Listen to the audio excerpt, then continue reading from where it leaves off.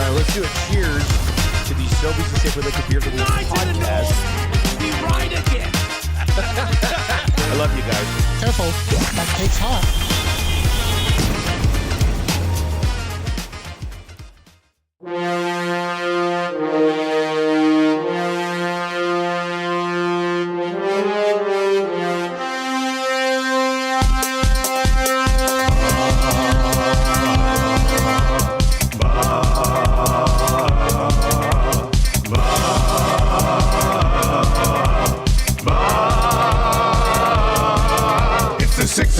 Check-in, come on, let's go.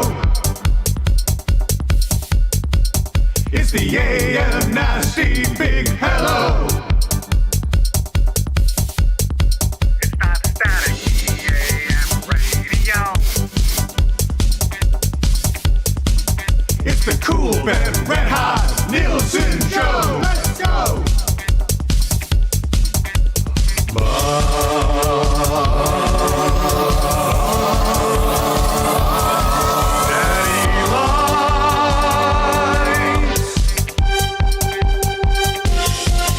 Everybody tuning in, even my wife. Mommy likes too. And those Macromala intros are cutting like a knife. Hey, it's Mitch texting in, he's your dealer for life. Let's crack a 6 o'clock and lager with some sirloin bites.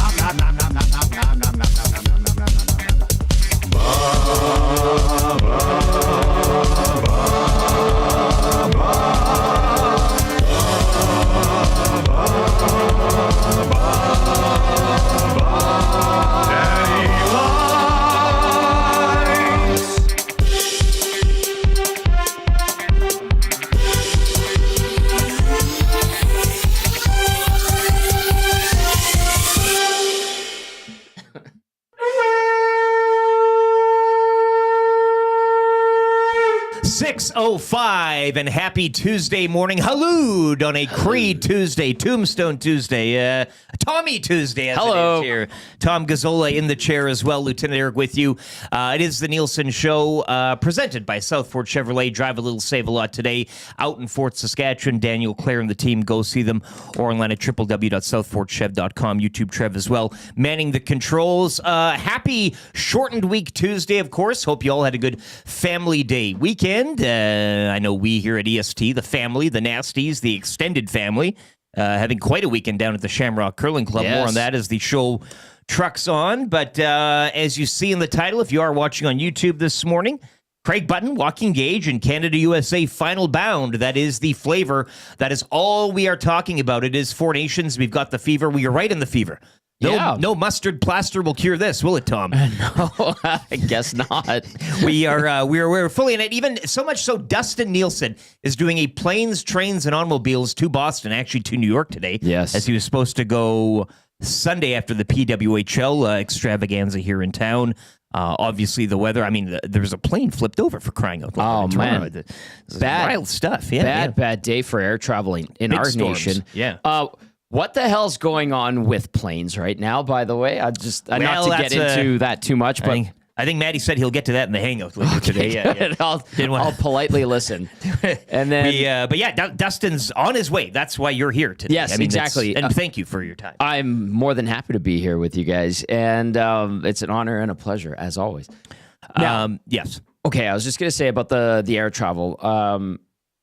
My parents are off to they want to get out of town. They're retired, obviously, and they just want to go somewhere warm. And they, like Dustin, were supposed to go to Toronto yesterday. For this or just for their trip? Yeah. Okay, so yeah. They are going on a cruise. They have to get down to Tampa. And they were going to go Edmonton, Toronto down to Tampa. Dusty was going to do Edmonton, Toronto, Boston. Yes. And he would have been at the games last They weren't yesterday. like flying together at the were they scheduled? Or that'd be nice. That would have been interesting. Him in the middle. Yeah. And then them between flanking. my parents. Yeah. He would have plenty of room. And they got rerouted, and obviously their flight was canceled or pushed back because of what happened yesterday. So they had to go to LA to Tampa, and hopefully they make it. They should be on their way to Tampa right now. So hopefully they have a good trip, knock on wood, to anybody who's traveling as well. And then Dusty, you said it, planes, trains, and automobiles, but like his sojourn was not a pleasant one because he was supposed to take off Sunday after the game. Him and the Muzz had a great time at the PWHL game. By the way, looked like a phenomenal time at Edmonton Rogers showed Place. up. Yes, it did. And they were treated to a pretty good game as well. And then he texts me in the mid-afternoon and goes, "Hey, might need you tomorrow because it's an absolute mess." And I was like, "Are you in Toronto?" I thought he was in Toronto. I thought he made it there. I'm like, "Dude, did you see that plane?" More info than me. Yeah. Well, that's nice of him to reach out and be like, "Hey, be ready because I might not be able to do the show on Tuesday." And he goes, "No, I'm stuck in Edmonton, so I didn't even get out of Toronto." I was like, "Oh, dude, that's brutal." Stuck in Leduc. Well, if you're gonna get stuck somewhere, it may as well be in Leduc. I like him staying out there, like, not fully going home, but like kind so of far away from out at his the home. airport. Yeah. He's like a 15-minute drive from the airport. Tammy, I'm gone. I'm getting a room. Yeah. Not in Beaumont. Maybe in Nisku. Yeah, exactly. More likely in Leduc. Yeah. Anyway. And then he goes, "I'm not going to Boston now, so I'll be in all week." And I was like, "Okay, great. I'll be able to sleep an extra couple hours." Yeah, that's the last I heard. Yeah. And then he texts me a couple hours later. I was watching the game with Derek Van Diest from NHL.com, and he's like, "Found a flight. Need you tomorrow. See you later." I'm like, "Okay, See you later." Yeah. Have a good trip. So I'm glad he found accommodations, a route, and we'll be going because I saw Huss and he's getting the FOMO. Bull and Moss. It is the FOMO to the third degree. And he missed out on Qatar for the stupidest reason. If you didn't know this, Dusty was supposed to go to the World Cup, and there's a whole to-do. It doesn't need to be discussed. Was there on ever? here. Oh, my goodness. It was ridiculous. One day over a beer, we can tell you. And then I know he was excited for this one and to hang out with the Cool Bet boys, Pete Greggy, Bolin Moss, and of course Huss. It would have been awesome, and they were having a great time. And yeah, he gets stuck here because of all the inclement weather, and now he found a route to get there. So go have fun, young man. He's Enjoy on his yourself. way. Yeah, and exactly. I'm assuming that he'll be on the show tomorrow, but we will just we'll play it by ear at this point. You might need to be. I hope so because 4:45. You love early. it. You love it. You're looking great. You're very spry. I went to bed at like 10, and I woke up on my own at like 4:15. That's nice. It was great. Kind of that inner. Yeah. Hop out of bed. I've got the Kramer. Spring out. Yeah, exactly. 780-218-9999. That is the Paris Jewelers inbox already filling up. And of course, your thoughts on the Four Nations, everything that transpired over the long weekend, leading up to yesterday when we kind of knew what the final would be. I'm not even calling it a Four Nations tournament. We're more like a 3.5 nation as Finland, kind of, teetering and petering there near the end. But too bad for Sweden. No regulation losses as well. They're bounced, but there can only be two. You can't imagine a 3-way final. Hey, wouldn't that be something they put an extra net on the ice? But Canada, USA, as most kind of predicted, I guess. That'll be going down on Thursday. Your thoughts, your reaction, everything that happened over the weekend. 780-218-9999. Once again, that is the Paris Jewelers inbox. And hopefully you paid a visit to PJ's for your Valentine's Day weekend.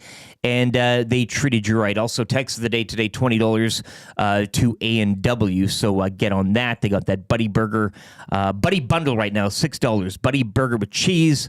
You get the fries, the drink, the whole bit for $6. Nasty chat humming along as well. I mean, it is the Four Nations, but we will kind of go through the weekend as it was. And many thanks to one Matthew Iwanek as he spearheaded the first annual inaugural EST Fun Spiel down at the Shamrock on Saturday. The format of this, much like the Four Nations, was picked apart, I think, leading into it. Was it really? Well, it was one day, and it was 3 end games, and it was kind of back to back to back to back. Sometimes a Bond Spiel will last a weekend. You kind of, you can lay out a bit and stretch out. But this was a one-day affair, one afternoon into the evening affair. Great food, by the way. Drift food truck. I mean, that was a hell of a supper. Mac and cheese was so much so I didn't want to play afterwards. I mean, it was one of those meals where it's just the brisket sticks to the ribs, right? I mean, there was. Did you get any of that chicken? They served a little plate of chicken at the end because the brisket ran out. If you knew, you knew. Trev and I, our table was right near the buffet table, so we kind of got the inside glance there. But you can eat buffet. Oh, yeah, it was those salads, the mac and cheese. But thank you to the Shamrock for having us out. Great hosts. They had and the horse Angela. racing. Yeah, I Yeah. mean, it was a fun time. Hopefully everybody else had fun too. Didn't hear of anything bad happening. Nobody, there were a few helmets worn, but no big slips and falls or trips and falls. A final, B final, C final, D final, all handed out. Some nice door prizes in the 50-50 as well. So thank you to the Shamrock and one Matthew Olmanek, who was just, you've seen that boy hustle. Like he hustles around here. He likes, but he was setting up that TV for the USA Canada game and Got the sound doing all that. going. Yeah, my wife, she misplaced her dinner ticket, and so she had to ask him for another one. Was he And somewhat perturbed? His steam kind of. Did he do that little smile thing when he's annoyed, but he doesn't want to show The it? teeth were clenching, Yeah. and then she goes, "I found it later on." She kind of handed her purse. It was kind of a Danny, gag, but well done. She knows how to Well, play him. Hey, she's- yeah. Like, yeah. But it might factor into the good, bad, and ugly as well. Coming up at around 6:40, we'll do a long weekend family day edition of the good, bad, and ugly here on the Nielson Show. Your clear choice for Edmonton Sports Talk. To set up the show, morning announcements. Didn't get a call from the Bear Boys this morning. They're probably calling Dusty and waking him up, that type of thing. And Perfect. Illinois, so that's kind of not your what problem. you like. That hurts coming up mid-hour. We might get a little. I know people are saying Vladdy Jet. And is he talking this morning at 6? What's the word? I haven't seen anything yet. He set a deadline. I believe it was a soft deadline for today. Something had to happen in order for the Jays. The Jays have reached out. Jeff Passan said there was communication. Nothing. What do you got coming out of the? From Shai Davidi. Oh boy, No extension, Guerrero says. And now people are shredding the front office. shredding Shai Davidi for reporting it. Oh, well, not No Shai. extension. Not Guerrero Shai. says that's the tweet. Just those 4 words. Yep. No extension, comma, Guerrero says. No period. Yeah, half hour. He said Guerrero, Atkins, and Shapiro will each meet with media separately this morning. We all know which chair that Atkins will be taking up. If you know, you know. Hey-o. So yes, the Blue Jays swing and a miss, I guess, as it is with Vlad Guerrero. No extension. That sucks, man. Keegan Matheson tweeting out 19 seconds ago, were Vladdy and the Jays close to negotiations? He then has, in quotations, no. So, well, you What? see the money Like- that's out there, too. I mean, you can't... Okay, what are they talking? We're talking hundreds of millions here for Vladdy. This is his big ticket. Are the Jays a player or a pretender? Okay? They're a pretender. Well, they're always... Yeah, they're a pretender. They can sometimes cosplay as a player. Well, they cosplay. They could put on a little costume and go around a conference over the weekend. I'm a player. Guess what? I'm a player. Yeah. Nah, you're not. No, you're not. I can see through. Yeah. I'm Darth Vader. Yeah. So I don't know. Where do you think Vladdy goes now? Obviously, going to free agency, but Keegan Matheson continued to report last call between Vladdy and the Jays was 10:30 p.m. last night. I'm here. We didn't get an agreement. Now they're going to have to compete with 29 other teams. So we all know how that'll look. Ego. Hashtag Vladdy Jets. So maybe that'll factor into that. Hurts. We'll get to that a little more. It's. I have some things to say about that. I'm not surprised. No, Really, and you can't be. It sucks for Jays fans and Sure. Jays fans across this country because there's a lot of them, and rightly so. But I think, too, like Bo Bichette last year, mid-season, I think it was around the All-Star game, he did an interview with a local reporter from, I can't remember what team. Anyway, and he was very open about moving and maybe joining wherever that city was where the Jays were at the point. He was like, yeah, this looks like a great place. Something along those lines. And you're thinking to yourself, that's supposed to be the future. And if he's turning on this organization, how far behind is Vladdy? Yeah. It's Clearly. a domino effect here Yeah. with that generation of Jays that we've all kind of watched over the past few years. But Jimbo and the Nasty Chat on YouTube, you think they were broke or something? I can tell you by my cell phone payment that they aren't. Yeah. They are not. Yeah. And the way they cut their media side. That hurts coming up mid-hour today, just after a sports update from YouTube, Trev. Good, bad, and ugly as well from the long weekend. We'll all have our thoughts on that. The 3 of us will go around the horn here. Oh, yeah. And share our good, bad, and ugly for Play More Tables and Games. It is a Tuesday, although I wrote down Monday on my sheet, and that's what happens on these long weekend, It's all good. Back to work here.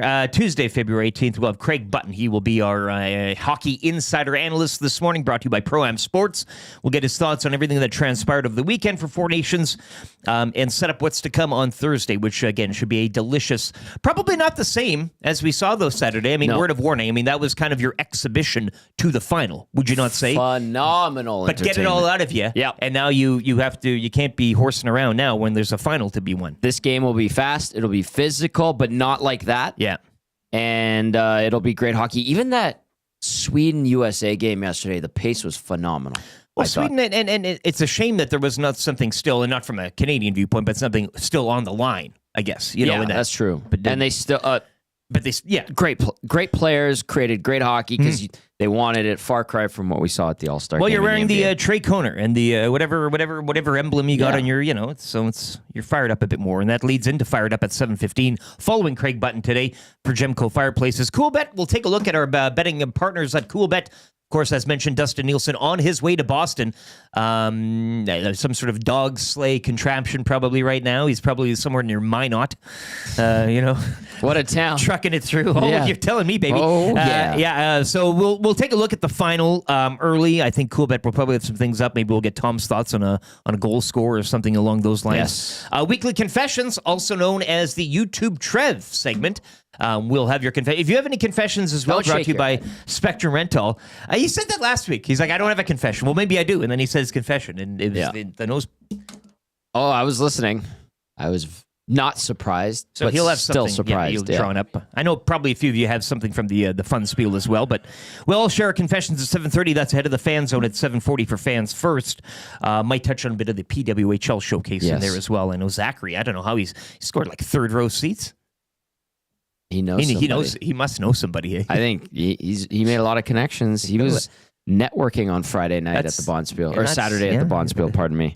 Spending so much time at Silent Ice, I think he probably. Ooh, there's a lot of movers and I shakers. tell there. you, he's hey. trivia will be supplied by our guest host this morning, Tom Gazzola. Yep.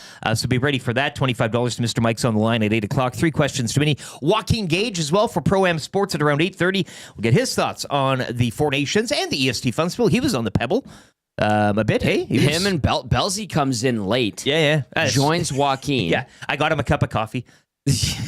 Yeah, you did. That was very nice of you. And those guys, I think they made the final, right? Yeah, My they were in there. I mean, did you get on? Were you? No, You were just observing, coaching. I was mingling. Strategy. Yeah, coaching. You were there for I strategy. was- Yeah. absolutely. Great time, by the way. Shout out to everybody. I tried. I think I got a chance to chat at least briefly with pretty much everyone. It's And tough in those rooms to work your way, and you know what I mean. and I just I didn't. I like curling, but there are people that probably want to play a lot more than me. Very gracious of you to step aside and Happily. Yeah. Hernan and I held it down upstairs. It was good. Yeah, Hernan, I'm not drinking. I go Okay. up between the second Did he game. actually and he's, say that? Oh, he's always saying that. He's that's his big confession Yeah, all the right. time, eh? Yeah. Savage the plumber says my body still hurts. LOL. Legs haven't done that in a hot minute. It'll get you. The bruise on my knee is pretty big. Savage also, I mean, your legs still hurt because there was no circulation with how tight those pants were. Him and those Cash. box pounder Neil pants. Eh? They Yeah. were, What a I was picture. maintaining not tight enough. He was scared that they were too tight. I think you could have went a size and a half smaller, maybe. I'll tell you what, Renee didn't mind. I tell Hey-o. you. Well, and they were all topless by the end, so Yeah, it was they were, a naturally. great time. Atif chimes in. You know Atif, Wheels, your I old buddy saw there. Wheels there, he actually too. showed up as well, too. You got Yeah. your GCs, did you, Atif? You're welcome. Four Nations. Forget about the Four Nations. The curling at the Shamrock was smoking hot on Saturday night. It was buzzing. All they were missing was the green beer laddie. It was great to see everybody for the short time that I was there. If I knew you guys were going to be there for all hours of the night, I would have stayed longer. Well, you didn't have to leave. Nobody was leaving. You could have stayed. You could have showed up early. Thanks to Fergie's prostate as well for Bagpipes. piping us in Yes. early. Trev was on my team. Trev, I thought, shot the lights out. You're a ringer, aren't you? You lied. You're an old shark. No. I haven't. Yeah, it's been a minute. I think grade 12 was the last time I played. First and ever time I ever played. And it was a lot of fun. It was good. Got to go curling with the Pops, so that was awesome. And Your dad was great. Yeah, super yeah. nice to meet him. yeah, he had some good shots. I think our team, all in all, like we all did really good. Like I'm proud of how we curled. It was awesome. I could tell. I'm not. You no, why? I dragged the team. I probably shot like 20% Did of you it. say Danny was mad at you with how you're performing? After the first 2 games, she was like not looking at. Wow. She's a highly competitive woman. I could which is one of the tell. many reasons that I asked her hand in marriage. But yeah, when you show Danny up was to a awesome. tournament, Danny's great. No, but she came curls to on a play. weekly basis, right? And she, Yeah. But you know when you play a sport like a beer league, baseball, slow pitch, whatever you want to call it, you go to social sport. social sports, recreational, whatever, even dark night or whatever it is. You want to show up for your significant other, even your dad. There, let's be honest. You showed up together. You want to kind of. You kind of, it's a friendly competition of sorts to drive yourself to be better, which I was not doing for sweet Danny, and I let her down. I thought you did awesome, man. And she was not really. She was giving me some darty eyes, like you better turn it around, son. You did really good. You recognized she was upset with you very early on. You came up really quickly for a juice box, if you will. And I said, "How did it go?" And you said, "Danny's mad at me." And I was like, I needed more "Uh-oh." juice boxes, I think, in order to kind of get could that. have I couldn't provided- find my weight. I couldn't find my weight. You weren't used to that rink. No, that's just it. That's it. Yeah. But nevertheless, I mean, Shoddy Carpenter blames his tools. I need to be better. Yeah. I'm happy I went down because they had that like little tutorial, the 30-minute how to throw a rock, and the first rock I threw, is that what you say? I don't know, but it was a pretty good shot, and I was like, okay, sweet. I'm happy I did that because the weight that I had was pretty consistent throughout the whole. Yeah. When you were playing lead, so you were just getting your rocks in play. Your rocks you were never overshooting or undershooting. You never hog It was a lot lined it or anything. easier when you're the first to throw, so that was fun. But I know Belsey was chirping me. He's like, "You suck, Trev. You suck," and he was right by me. Belsey, you could be the best on the ice, and he will still chirp you. Yeah. Have you He's not out for understood blood. this? He's out for blood, hey? And then my He's a one shot, competitor. he was watching me. He's like, "You don't mess it up, Trev." And I had Big Uke right behind me. Hard. He's just He was just yelling. Hey, Big so Uke said that was the best hard. time. Yeah. Yeah, and then I got her really close to the button. If not, it was in the button. And I gave Belsey the wink. I'm like, "How's that, Belsey? You suck, Belsey." Attaboy. Let's see you. Yeah, He probably loved it. Yeah, so it was fun. It was a lot of fun. I tell you, I've been wanting to do that. Yeah, Dad in the nasty chat. You guys were awesome. Yeah, there he LT, is, glad Jason to be there, Graham. guys. Yeah, it yeah. was grand old time. It was You were so great. much fun. Yeah, it was a great team. I wanna That's curl the more. best part. Yeah. Arthur asked, "Did you get your rocks off?" That's a good one. Hey, now. Did you think that up yourself? I did in high school. I found it very easy. Ace 96 says. He also says, "I think it'd be a lot more interesting if the curlers rode horses, which would add a different twist to the game." But I don't know if that'll be happening anytime soon. Scotty's Tournament of Hearts is well going on for everybody Yes. that cares. I was watching intently throughout the weekend, but both Alberta rinks, 2 of them. Selena Sturmey 2-2 entering today, and Kayla Skurlik, who had a loss last night, she falls to 3-2. Both will be in action later today in the noon draw. Skurlik will take on Saskatchewan. Sturmey will face PEI. So that's kind of your Scotties menu for today. Rachel Homan as well, 4-0 now with a 9-6 win over Saskatchewan last night at the Scotties Tournament of Hearts from Thunder Bay. Elks as well, splashing up the money. They made Robbie Smith the highest paid defensive player in the CFL for the upcoming season. We had a little TGL golf last night. The NBA had its All-Star game. Sure did. You know, that's Shaq's OGs taking it in convincing form over Chuck's Global Stars. How about LeBron just showing up and not playing? Hey, when you're that good. You can do whatever you want. Yeah. I like when he dapped up everybody. Sure. Rode Yeah. up in the locker room. I'm not playing. I'm just here to wear my sweatpants. NFL free agency also. The Heat starting to turn up on that front. Oil Kings with a big win yesterday, 5-2 down in Red Deer over the Rebels. Just kind of a brief morning announcements for 100.3 The Bear. Edmonton's best rock. And of course, the Four Nations, Canada hanging on to defeat Finland.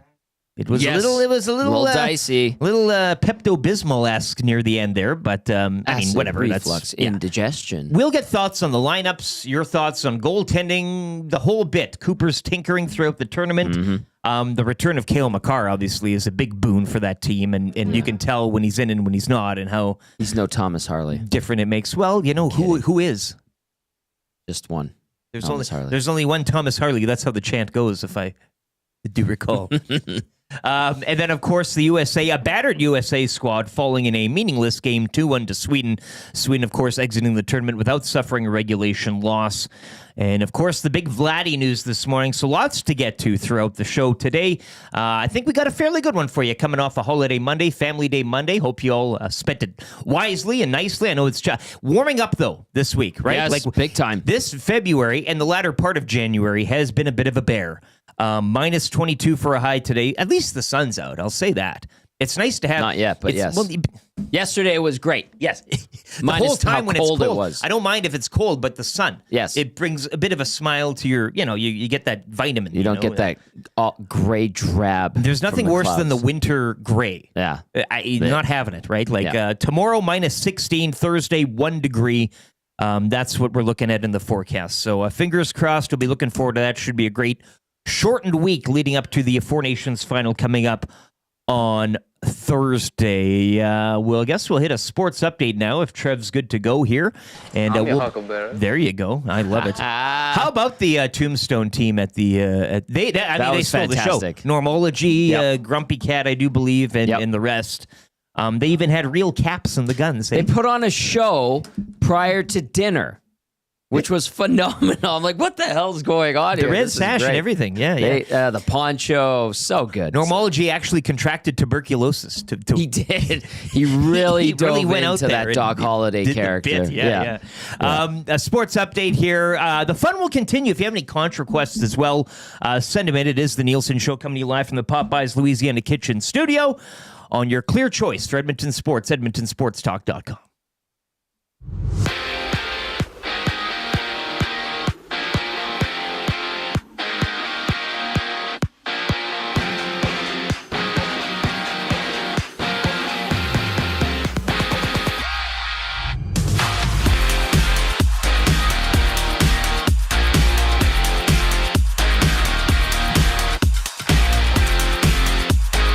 The final of the Four Nations face-off is set as Canada will take on the USA Thursday night from Boston at 6. This coming after Canada would hang on to defeat Finland 5-3 yesterday, while a battered USA squad would fall to Sweden 2-1. Sweden exits the tournament without suffering a regulation loss.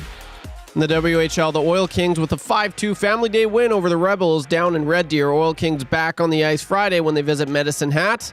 Over to the NBA we go. Shaq's OGs won the NBA's first All-Star mini-tournament yesterday, defeating Chuck's Global Stars 41-25. Regular season schedule resumes tomorrow when the Lakers host the Hornets. Scotty's Tournament of Hearts from Thunder Bay got underway this weekend. Last night, Alberta's Kayla Sherlick losing 10-4 to Northern Ontario. Kayla Sherlick takes on Saskatchewan today at noon. Rachel Holman's Team Canada rank improves to 4-0 with a 9-6 win over Saskatchewan.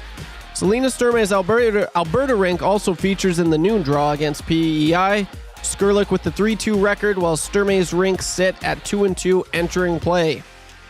To finish off in the CFL, the Elks made Robbie Smith the highest paid defensive player in the CFL.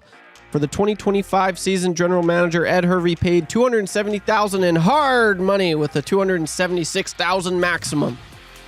From YouTube Trev, you're up to date.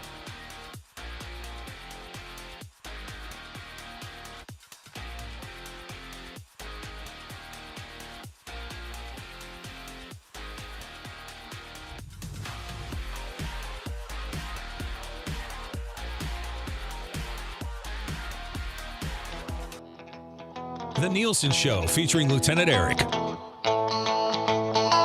Only on Edmonton Sports Talk.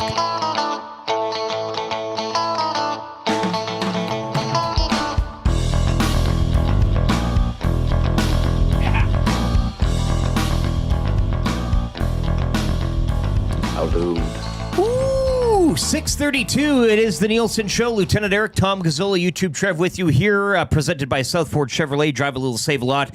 Check out the team in Fort Saskatchewan or online at www.southfordchev.com. As mentioned, the Nielsen Show coming to you live from the Popeyes Louisiana Kitchen Studio. It's hot in here. You can get the new 5-piece nugget fried pickles mini chicken wrap. It's the new feature, mini chicken sandwich and blackened cauliflower, all for $4 each plus tax. Perfect snackable items that can round out your favorite Popeyes meal. Treat yourself here on a shortened week today from Popeyes. 780-218-9999 is the number to text. I know we're getting some texts, most texts on the Four Nations. A few on the EST Fun Spiel as well. Berlando says, I was there too, LOL, part of the Halud crew. And we did have a new song John T. and Victoria sent in. Yes. Halud. Exactly. I thought they were talking about the Glue Crew. I thought the song was like Glue Crew because Halud sounds... Yeah, I heard some of it, and Dusty kind of teed it up, but I couldn't catch all of it. There's conversation, clanging glasses, cheersing, watching the game. I'd like to hear it. Is that going to be like our sound of the day? I haven't gotten my hands on the hard file here, so we'll have to. Somebody will need to send that in. But no, it'll. Guy's a genius. I hadn't heard from John T in a while. Yeah, I know. John T, if you're watching or listening, hello. Too busy in the lab. Cooking something up. Halud to you. Halud. John T and Vic. So yes, thank you to Berlando, Normology, Grumpy Cat, and Michael, Big Tales of the North fan, apparently, who rounded out the Tombstone team there at the EST awesome. Fun Spiel. Great event. We've been lucky. The golf tournament was something else. This completes the majors. Yeah, we've got our 4 signature events. Golf tournament, the second annual. Matthew is already getting the wheels going on that one. And then the Estes were something else. I just was blown away by it. Nasty Bash lived up to its name. And then to complete the 4 major signature events, I think this one was really nice. This one was the tamest, and in a good way. The way it was set up, it didn't offer you, and so, which is, yes, because some bond spiels, I mean, you play at 10, and then, our next game is at 3. Yeah. I'll just sit up in the lounge for good luck. 4 hours. This was good pace, and with time in between. And it's always nice to sit in a curling rink lounge. Yep. Hot take, but it's better than a hockey rink lounge. I'll just say that. I'll admit it, and I grew up and still am. You've got the little trinkets and trophies and jackets hanging up all over the place. So yeah, it's very romantic scene. So thank you again to the Shamrock. Great place to go, and all the staff and everybody there pulling it out and doing the work for us. Let's get into that. Hurts right now for James H. Brown injury lawyers, and just some news that trickled out this morning. Well, we knew heading into the weekend that there was a soft deadline, I guess, imposed by Vladdy's camp on the Blue Jays to get something done in terms of a deal. He put out on Instagram a story, a picture, and it was a picture kind of on an angle. Much like I took a picture of the U-Haul that was sitting out front of our station again this morning. That's weird. Same type of angle. But then he had a clock in there, an emoji of a clock. So to me, that signifies like a tick-tock, Jays. You're on the clock here, and time's ticking away. Are you quoting Kesha right now? Am I? Very close. That's the one with the dollar sign, correct? Tick-tock. Yeah. Something, yeah. You know me. I'm a Dua Lipa guy. I love Dua Lipa. I do, too. I'm becoming a Charlie XCX fan. Anyway, sorry to disrupt. God, I love Dua Lipa. Sorry to disrupt. No, but I mean, Vlad Guerrero Jr. That's that hurts, and it hurts for Jays fans. And I know we'll have lots of Four Nations talk to get to, but this kind of does take a little bit of precedence this morning as camps are underway. First full camps for many teams, pitchers and catchers, obviously last week, but now camp spring training really kind of getting underway. Guerrero has been speaking to the media over the past, shall we say, half hour, 15 minutes. Shai Davidi's on this, Keegan Matheson's on this, a few quotes trickling out, but basically Guerrero and the Jays not reaching a deal and reportedly weren't even close. So he will be hitting free agency. I can't, with the money tossed out there, and I know the whole joke is, the Jays and Rogers and all that, and I'm sure if they went digging through their seat cushions, they could probably, but this shouldn't surprise people is that they're not an organization that's like, yeah, they always say they're in the mix, but prove to me like that they've never written the check to signify they're in the mix. Right. Now, is it this management team? Is it ownership not actually willing to cut that check? Knowing firsthand, and we dealt with it for years, like there's a lot of money in that there's a lot of money in the banana stand. There's always cash in the banana stand. But you never saw it. You only heard it. until right? you burn the banana stand down. Which we didn't do, but I mean, Yes. yeah, you get me the analogy. Keegan Matheson, Vladdy on what he wants in free agency. Winning team, Guerrero says. That's what I'll be looking for in free agency. A winning team. This is not a winning team that he's been a part of. No, for the and last money 8 be damned. years. Money be damned. As you guys know, my dad played a lot of years. He never won a World Series. My personal goal, Guerrero says, is to win a World Series and give the ring to my dad. So He's read going to into be that. a great Dodger. Well, who's to say they don't pay him out in 10 set bits over the next 200 years, Yeah, right? him and Installments. Ohtani. Yeah. So yeah, that hurts for Jays fans this morning. Again, I don't think it's maybe too surprising. I Disappointing still. disappointing. It can be, yes. Yeah. Now that it's official and kind of everything. I mean, you got Max Scherzer, you got Anthony Santander, but no extension. Apparently not close. A few more quotes from Davidi. Again, we weren't going to carry this presser live, or we're planning on it. Guerrero said he told the Jays about extension deadline at the end of last season. I don't want my teammates to go through any distractions about that. I'm here today. I'm ready and want to win a lot of games, make it to the playoffs. That's all that's in my head right now. Goes on to say he wasn't close to an extension. He won't close the door if there's a realistic offer, but he's expecting to head to free agency. I had my number all along. I changed it a little bit, but still it just didn't happen. So, I mean, again, when you look at MLB and you look at some of the organizations, you mentioned the Dodgers. It's going to be all the big Soto players. money. Yeah, they're going to line up for him. There's going to be some big spenders out there. He will not be going to the Kansas City Royals. Don't expect him to be like an the Arizona Chicago White Diamondback. Sox introduced Not a Vlad Guerrero chance in Jr. hell. It's going to be the Big Five, Boston, L.A., the Yankees probably. Mark says this is Blue Jays management. Atkins won't give Vladdy the extra $5 to $10 million per year because he needs to spend that on Kevin Kiermaier. Sailor asks, why didn't Rogers pay Vladdy with the secret account? Arthur says Jays offered $17 million, wasn't enough, got $18 million, good riddance. He also asks, was it a shocker Vladdy went to arbitration over $1 million, spoiled brat? Well, again, he's saying he just wants to win. It's Yeah, maybe spoiled brat, but like you only live one life. all of every baseball player is out. They're mercenaries, man. Like they're This out is there your for- one shot to get a payday. Yeah. Now there will be those that say, "Well, his dad made lots and lots of money." Yep, but like it's kind of like a pissing match to a certain extent too. Like, hey, how much did you make on your contract? What are you getting right now? That's kind of how it is. Sports these days highly financial, more so than ever. It is, and the money that's being batted around and thrown, especially in a sport like baseball, is there. So if you have an opportunity to grab some of it, yeah. I just loyalty be damned. You can't. There's no loyalty, and it's a dying romanticism that just doesn't exist when you get that type of money floating Correct. around. And it's nice to hear the odd stories sometimes when a guy does take a haircut, and it's very noble, and it's all of this and that and the other. But when you have a guy like him who, say, can go out there and can get entertained offers, who in this room wouldn't do that? I'm sorry, especially when you have no... I would. Exactly. And his dad, yes, his dad played in Montreal for the Expos, so...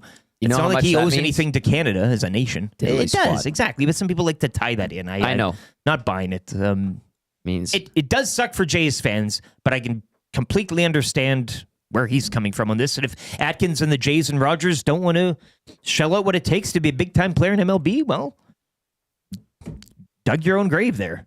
That is a hell of a thing for you to say to me. Matheson says Guerrero is clearly left the ball in the Jays' court here. He knows what he's doing. We'll hear from Atkins shortly, and then Mark Shapiro. So that's kind of your menu of appearances today. Guerrero speaking with the media down in Dunedin, and Ross Atkins from his comfy chair in the corner of the hotel room, and Mark Shapiro still to come on the way later today. That hurts for James H. Brown Injury Lawyers. Well done. When accidents happen, go to jameshbrown.com. Let Trent and the team, and we do mean a team, they will take care of you. If you've been injured in an accident, jameshbrown.com, once again, to get the help you need to get back on track. Good, bad, and ugly right now for Play More Tables and Games. If you want to spice up your workplace with a stand-up arcade game of 6,000 arcade games, there's only one place to go, and that is play more tables and games here in Edmonton. Usually Dusty and I will sing the jingle. I don't know if you want to take a shot at that. You know the old one. Yeah, is that the one Dan Play from Tupelo more Honey? tables and games. Yeah, I don't have my voice is like gone. It's too many cigarettes at the moment. Yeah, so many cigarettes, as one You've been does. hanging out with her, Nan. Hanging out with Nanso, going out for a dart. No, I blame Simon Bennett. He put me through some crazy workout yesterday, which I needed. Really? Thank you, Benny. But Like now a HIIT routine or something? What were you- high rocks now. This is the new thing. High rocks? Yeah. So what does that involve? Oh my God. It was a 36-minute pain to the maximum workout. Are you like with weights, or was it all like kind of body Weights, everything. stuff? It was everything. It's like CrossFit on steroids, and I don't even know much about CrossFit, but Or steroids. or steroids. Right? Just to get that Maybe out there. I should try steroids. I'm just Well, don't you got do one steroids. one life to live. Yeah, You can quit whenever you want. but right? like my singing voice is not there, and I'm just making sure my regular voice is, because I could feel it, and I'm like, what's going on? Oh yeah, Simon Bennett almost killed me yesterday. Also, I'd like to read this text if you don't Yes, mind. please. 780-218-9999. Tell me the Paris dart. Jewelers inbox. Yeah, tell me the dart. dart. This one from Lacombe Drew, who says Gary Bettman seeing Rogers saving bajillions, Oh. not paying Vladdy, and seeing the NHL TV contract expiring. I'm your huckleberry. Hey. Oh, sure. I mean, you move your money around. I know, and this is the last time I'll mention it, but I do follow soccer, and there are some owners, American owners of teams, that aren't necessarily in it to win it, shall we say, but as long as you're close and competitive. We're seeing a lot more of that, where it's not You just want to be in the good zone, Yeah, right? you want to be in the black, count your profit, be able to tell people how much you love having a team that you own. Yeah. Selling then- hope is very profitable. Oh, That's the most. Winning it, then what? Then people get bored. You just want to keep them hanging on, you know? look at the Oakland Athletics the Athletics this year, who play in Sacramento Yeah. until Las Vegas. That owner is you know what. That's a perfect example of what you just described. A silly goose? He's a silly goose. We don't use that word around here. We sure as hell don't. That's $5 in the jar from me. My goodness. Good, bad, and ugly. Play more tables and games. Trev's got it up there. Great looking logo here as well. They got the little billiard ball. The 8-ball is the circle in the. It's a great. Play more tables and games. That's the one. It's. Well, I could could've do done it better better. than Yeah, that, yeah, although yeah. I'm losing my voice. Can I hear that again, please? Play more tables and games. That's B beautiful. minor. Hey. Yeah, B minor, sure. So good, bad, and ugly from the weekend. And if you want to play along as well, 780-288-9999. You can share yours. I know Burglar was in earlier with a full hockey GBU surrounding the Four Nations. I'll lead off the good. I think the PWHL event here in Edmonton over the weekend maybe kind of gets lost in the shuffle. And again, depending on what your vibe is and what your interests are. Obviously, I mean, we were curling Saturday. I was watching a lot of Scotties, a lot of Four Nations over the weekend. But the PWHL event, which Dusty took the Muzz to, Yes. looked like a great time. Our Yes. Zacticum was there. Again, I don't know how he scored these seats. The commish was there. Commish was there. I mean, it was close to, it was a packed barn down at Rogers. Yep. But good. I mean, again, I'm not going to sit here and BS you and say that I was all tuned into the event, but it looks like it scratched the itch for people who wanted it, people who have an appetite for PWHL hockey in this market. And let's be honest, this is an experiment, right? This is a testing of Yes. the waters, a dipping a toe in. Yes. And I think Edmonton, as Edmonton usually does with big events such as this, passed with flying colors from the 10,000 Yeah. yard gaze. Yeah. And the other thing, too, is that I'm proud of Edmonton because we support women's sports, too. And I think it goes back to, it emanated, I mean, obviously there's a great history with the Edmonton grads going back like 100 years, but I remember 2002, what was it, the U19 Women's World Cup, and Christine Sinclair and her, national stage debut, and there being like 35,000 at Commonwealth for those games. That was awesome. And then that support has obviously carried, and then WNBA, that was an awesome event here, and then the PWHL, and I would expect Edmonton to be, on a list of PWHL expansion. There's got to be some things. This league is so early in its life that the things that need to happen. Like, I think there's still one owner, if I'm not mistaken, kind of like the CEBL before it expanded into new ownership, sold the teams off. So I could see Edmonton eventually getting a team, but there's You're probably looking gonna at the be bigger numbers markets. across the league during the regular season, Yeah, and it's even in good. this showcase. I mean, it has been playing out wherever it goes. So Yeah, and don't get me wrong. Like I think we need to be a little bit realistic about it. Like you have to be. You can't. Yeah, they're not going to get 17,000 every game. If they did, that'd be amazing. But say hypothetically down the road there is an Edmonton PWHL team, probably the lower bowl of Rogers Place, and Sure. that's just fine. Yep. You can't really gauge it off a one-off event sometimes, but Yeah. very nice to see and good to see people, especially in the cold, getting out and enjoying themselves and getting that itch scratched. So good on the PWHL and good on Edmonton for showing up. You're good from the weekend that Thank was, you. Tom? Zach Decum living up to his Ice Cube nickname at the EST Bonspiel on top of Normology, Grumpy Cat and the crew dressing up as Tombstone, putting on a show. And I want to just add this. Thank you. I'm sorry. I figured this board out. You're a couple flying. weeks You're ago. flying high. Skin that smoke wagon and see what happens. Well done, boys. Well done. I mean, they put on the play. They brought their own guns, cap guns, albeit, but you could was smell the awesome. smoke, the red sash and everything. They had their Yep. little shot glasses. Yes, and they did. As mentioned, Normology contracted tuberculosis for the bit, which was a very good on him. But they stole the show. He did. There was other costumery as well. Everybody was looking bright, happy. It was a great time.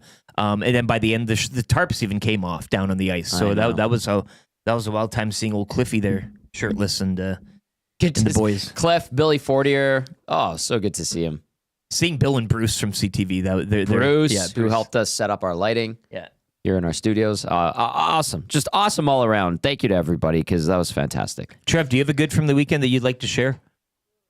And I think I touched on it quite a bit earlier, but yeah, just spending time, good quality time with the old man, being able to curl with him, showing him a little bit of the city. Yeah, where'd you go for supper oh. Friday? I know he told me there, but for the audience here. if you'd Secret like- place. I may have taken him to have a donair burger, and it was awesome. And he was like, I've never had a burger like this. So I'm like, that's why I brought you here. I knew you'd like it, Papa.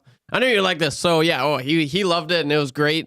I got a donair poutine, and then I Yes. was like, oh gosh, this is actually, I devoured that. And I'm like, I don't think I can eat this burger. So I saved that for after curling yesterday, or the day when we went curling. Oh, so I was well fed, but it was awesome. Just, and him getting to see everyone. And he was just so like, oh my gosh, I just met Reed. I met Tommy, LT, so funny. And Great just guy. everyone, Dusty. Yeah. So he had a lot of fun. He loved everything about being part of the EST event. And it was just really cool to finally be able to curl with him. Nice. Love it. It was very good. Bad from the weekend. Where are we going with that? I'll go to the Four Nations and What? What? Bad? Yeah. Please continue. Just There's nothing one bad of the about it. few bad things about the Four Nations Okay. is, and I think this is the epitome of it, Charlie McAvoy getting hurt, Yes. having to be admitted to hospital last night, if you didn't catch that. That's the one downside to this in-season tournament is you run the risk of losing Shea your Theodore, guys. I mean, the risk. Shea Theodore, yeah. As long as it's not on your team, though, hey, then we'll. No, there's no sadness for the Kachucks. I understand. Matthew didn't play last night. Brady had to leave the game. But that, like, a guy having to go to hospital is bad. That's Yeah. usually really bad because these guys are finely tuned athletes. So that's where I'm going with the bet. I hear that, and it was something. It was a risk that we ran having this at the time it did.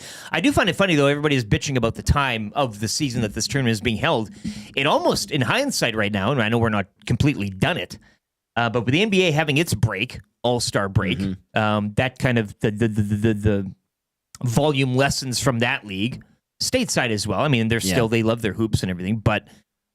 Football's done. Super Bowl is like this is pretty much kind of it's found its own little niche right now. Yeah, it has. In terms of the tight sports schedule that's always on. So It's actually done really well in the U.S. and we thought it wouldn't resonate. Remember, we were going into the tournament asking people, guests of the shows on our station, how this is kind of resonating in the U.S. and leading up to it. We were asking people on the pregame show, like, "Hey, is there a lot of noise about this tournament?" And they're like, "No," but there's been like. the Americans love a big event. But this Like, they has love- become one. The numbers, I think there's like 5 million viewers for Canada, USA, and there absolutely should have been. What a spectacle that was. Yeah. But like the booing has caught in the national media's attention down there. People talking about it. This Four Nations face-off has embarrassed MLB, NBA, NFL. Well, but that's the thing. The lights are all off. Like NFL, you're off the hype of the Super Bowl from last week. They still did their the free Pro agency Bowl is games it was, I mean, NBA, Shaq's OG's taking it over Chuck's global stars and whatever. I mean, again, if you're a basketball fan, you're watching that. Sure. It's the same as the halftime show. Everybody's got their own, kink, and that's fine. But it resides on this weekend and kind of 2-week period here where you're kind of in a nice mushy, and no offense to the Scotties, but a zone where you're kind of out of the big four leagues, you are alone here to kind of have this showcase, which is rather nice. Yeah. Scotties is big here. Yeah. Right? I kind of said that in Canadian. jest, but yeah. Look, there's always stuff going on, but even collegiate wise in the States, basketball is just getting in. You're not at that madness stage yet. Not yet. So it's nice. It's a nice time for Americans. I know I guess the Daytona 500. Jason Milne was all over that. He'll probably have more on that today during his show, the Reed Wilkins Show, 3 to 6 here on Edmonton Sports Talk. But yeah, it just kind of falls into a nice niche, it seems. So good timing. Maybe the timing was good after all. My bad from the weekend. Well, it's this morning, and for Jays fans, and again to reiterate, Vladdy Guerrero Jr. and the Jays not agreeing to any sort of extension. Not close, apparently, as Vladdy Guerrero Jr. has spoke this morning from Dunedin. More from Ross Atkins and Mark Shapiro as the morning trucks on. I know Saylor was getting his thoughts in the nasty chat, but Saylor, you got that Mariners logo as your Avi there. This is starting to be worse than the decade of darkness. The Jays are entering this phase now. They should just go back to the old black jerseys with Jays. Ooh, those sucked. Those were not good. But Blue Jays fans out there, and my mom being one of them, and I'm a fan of the fan, and it's too bad for fans of the organization when you know that your organization is run the way it is, and we shouldn't be surprised. I know we were talking about guys going out and getting their money, and we know Sid didn't do that. No, he's the rare exception. Yeah. And doing it with the sports. number, the whole numerology thing with his number in the contract. But yeah, we'll see. Do you think he gets moved? Do you think he Crosby? leaves? Yeah. No, I think he's staying. I think he's going to be one of those legacy players, which Finishes I respect. Yeah. Well, he's had his cups. Yeah, It's not exactly. like Bork trying to get one or whatever near the end, right? Way different. Yeah. And I think of even Steve Yzerman at one point. I think there was a rumor. Yeah, Steve Yzerman, as Bill Clinton famously said. He was rumored to be traded in the mid-'90s, I think, to Ottawa. It was something crazy like that. And he stuck it out for another 10 years with the Red Wings, won a couple more, won all his cups after that. And I don't know. I think Crosby stays in Pittsburgh. It's fun to talk about. It gets people going. No, he's not coming here. But Brad Marchand, huh? Also not coming here, but dare to dream, Arnold. Dare to dream. I love you coming in this morning with just buckets of cold water on each arm. I'm sorry. No, I get accused of being Debbie Downer. Oh, you're in a this Ronnie market. realist. Randy realist? Is that Ronnie, whatever. Ronnie You realist. take your- Ricky. I guess I am sometimes a Debbie Downer, but it's like, hey, don't cry, Trev. You made him cry. I didn't mean to. Good job, He's going to Ronnie. do an above average today, and it's going to be slagging me for being so Debbie Downerish. Ronnie realist. He's making millions off you. Yeah, that's fine. I'm here to help Ronnie boost your career. Randy, I like Randy. It reminds me of Randy River. Go on, though. I remember Randy River. It's just like, I don't know. I don't like to live in fantasy land with this hockey team, especially when you're around the team and you're like, okay, what's real? What's kind of make believe? 90% of what is thrown out there is make believe, and it's funny when any name only pops 90, up. hey? Only Pretty 90. conservative view on that. Anyway, I'm sorry. Randy realist, Debbie Downer, whatever. Buckets of cold water. Randy realist. I apologize. And our ugly, you get a bad, Trev? Did we go over you bad? What's your bad? Yeah, I'll just make it quick. Losing to the States. That hurt. That's Well, yeah, I mean, but there's a where rematch. did we score him on the fight card? That was kind of, was it an even, like a decision? Like, where did we kind of, for the 3 fights, like in overall, like it was kind the of. first one, actually, Hagel held himself pretty well. Yeah, he I was did. pretty Yeah, surprised and he got him about that. down in the end. I'd say Bennett probably lost the second one. Parayko definitely won. And then his. Parayko won the third So, one. So we beat him up. We're tougher. So we beat them where it counts. We We're get the stronger belt. than you. I The like Four that. Nations belt. Yeah. Yeah, losing, but you know what? It sets up. Now that's the story. Same as 2010. They lost, and by the same score, back to the numerology. Isn't that crazy? Same score in the round. So yeah, now the final goes Thursday. Once again, we'll have more on that. Craig Button coming up shortly here for Pro-Am Sports to kick off hour 2. The ugly from the weekend is it's the good, bad, and ugly for Play More Tables and Games. What was ugly for you outside of the weather? Yeah. I'll just say the NBA All-Star Game. I know they changed up the format and all of that. Even listening and seeing reaction from people in the U.S., they didn't like it. And nobody cares. The NBA All-Star Game was a disaster last year in Indy. Apparently, the ratings are in. Not great again. What would you do? I know Brian Swain had if it's just USA versus the world, best on best. Or does it even? Could they do anything? Are they so far gone? Basketball to me, and I know it's the intent. We talk about the intensity of hockey in All-Star games compared to regular season. Basketball to me could still be awesome if they still half-assed it. But you watch these guys and they just like casually dribble up the court, like Steph. It's a different game now. The game has changed a bit. Sure, right? Yeah, but like Steph, like literally uncontested, like casually going up to center. And then draining that 3 at the end, it was like, that sucked. Like, nice, good, Steph. We know you're amazing. Like, he's probably more exciting to watch in warm up in the shoot around than seeing that. Because it's a bit of a skills comp in the shoot around, right? It's funny how that, because that's, you just kind of. I'd rather watch him in a shoot around than see him do that in an all-star game. But have him sinking buckets from different spots in the arena. That's cool. Interacting with fans. Yeah.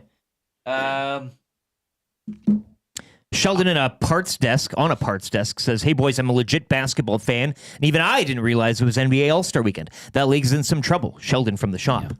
Yeah. I wouldn't go so far as to say the league's in trouble. League's doing just great. Yeah. It's that All-Star format sucks. They're in the same situation. I just think though too, I don't think we should let All-Star weekends drive the success of a league overall. I mean, it's the point of it is a break. We've always said that the NHL All-Star Weekend was for the kids.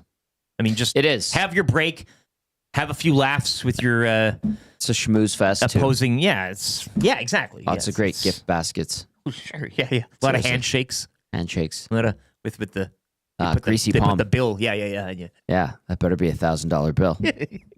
Ugly, Trev? Anything ugly? Yeah, I'll jump on that as well. That was mine. Just seeing everything on socials, Insta, TikTok, all the videos, people just ripping it apart.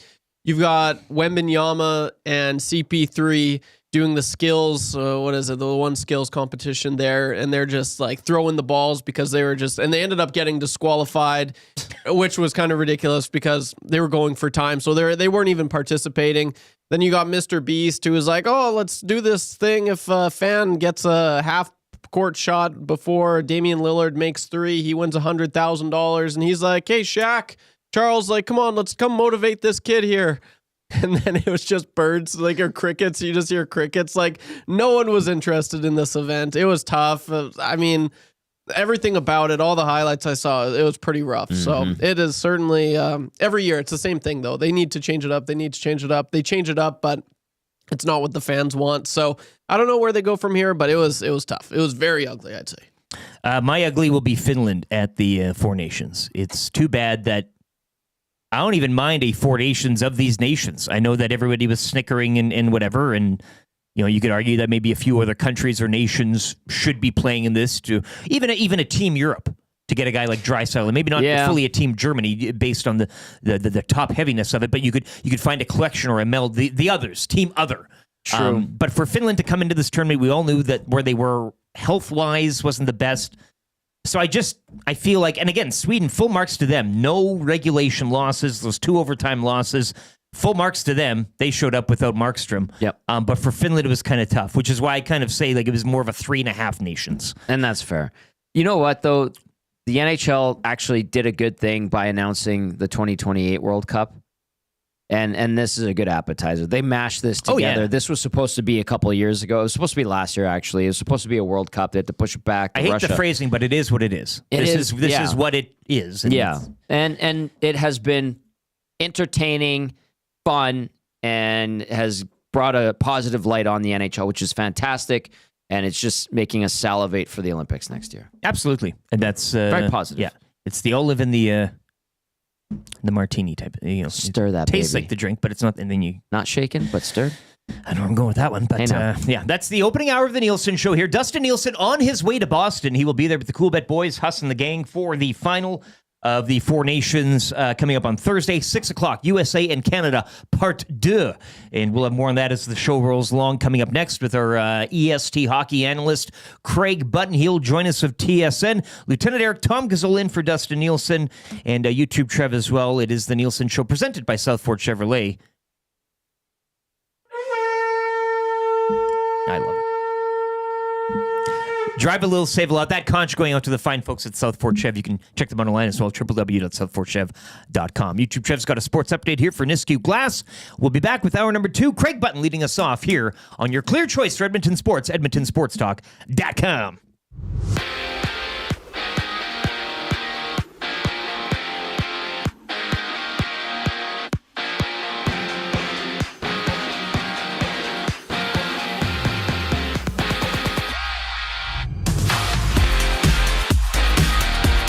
This just in, Vladimir Guerrero Jr. is set to hit free agency after the 2025 season, as him and the Blue Jays could not make a deal. When asked if the two parties were close to making a deal, he said, quote, "No," end quote. The final of the Four Nations face-off is set, as Canada will take on USA Thursday night from Boston at 6. This coming after Canada would hang on to defeat the Finland 5-3 yesterday, while a battered USA squad would fall to Sweden 2-1. Sweden exits the tournament without suffering a regulation loss. In the WHL, the Oil Kings with the 5-2 Family Day win over the Rebels down in Red Deer. Oil Kings are back in action on Friday when they visit Medicine Hat. Over to the NBA we go. Shaq's OGs won the NBA's first All-Star mini-tournament yesterday, defeating Chuck's Global Stars 41-25. Regular season schedule resumes tomorrow when the Lakers host the Hornets. Scotty's Tournament of Hearts from Thunder Bay got underway this weekend. Last night, Alberta's Kayla Skurlik losing 10-4 to Northern Ontario. Kayla Skurlik takes on Saskatchewan today at noon. Rachel Homan's Team Canada rank improved to 4-0 with a 9-6 win over Saskatchewan. Selena Sturmay's Alberta rank also features in the noon draw against PEI. Skurlik with a 3-2 record, while Sturmay's rank sits at 2-2 entering play. To finish off in the CFL, the Edmonton Elks made Robbie Smith the highest-paid defensive player in the Canadian Football League for the 2025 season. General Manager Ed Hervey paid $270,000 in hard money with a $276,000 maximum. This sports update is brought to you by Nisku Glass. We want to thank EST and all the listeners and viewers, and what better way to give them a deal? Mention Edmonton Sports Talk or present your Nasty Club membership for a 10% discount on windshield, glass, or any of your window and door orders. Call us today to get that ugly broken windshield replaced or to start planning your winter and spring renovation projects now.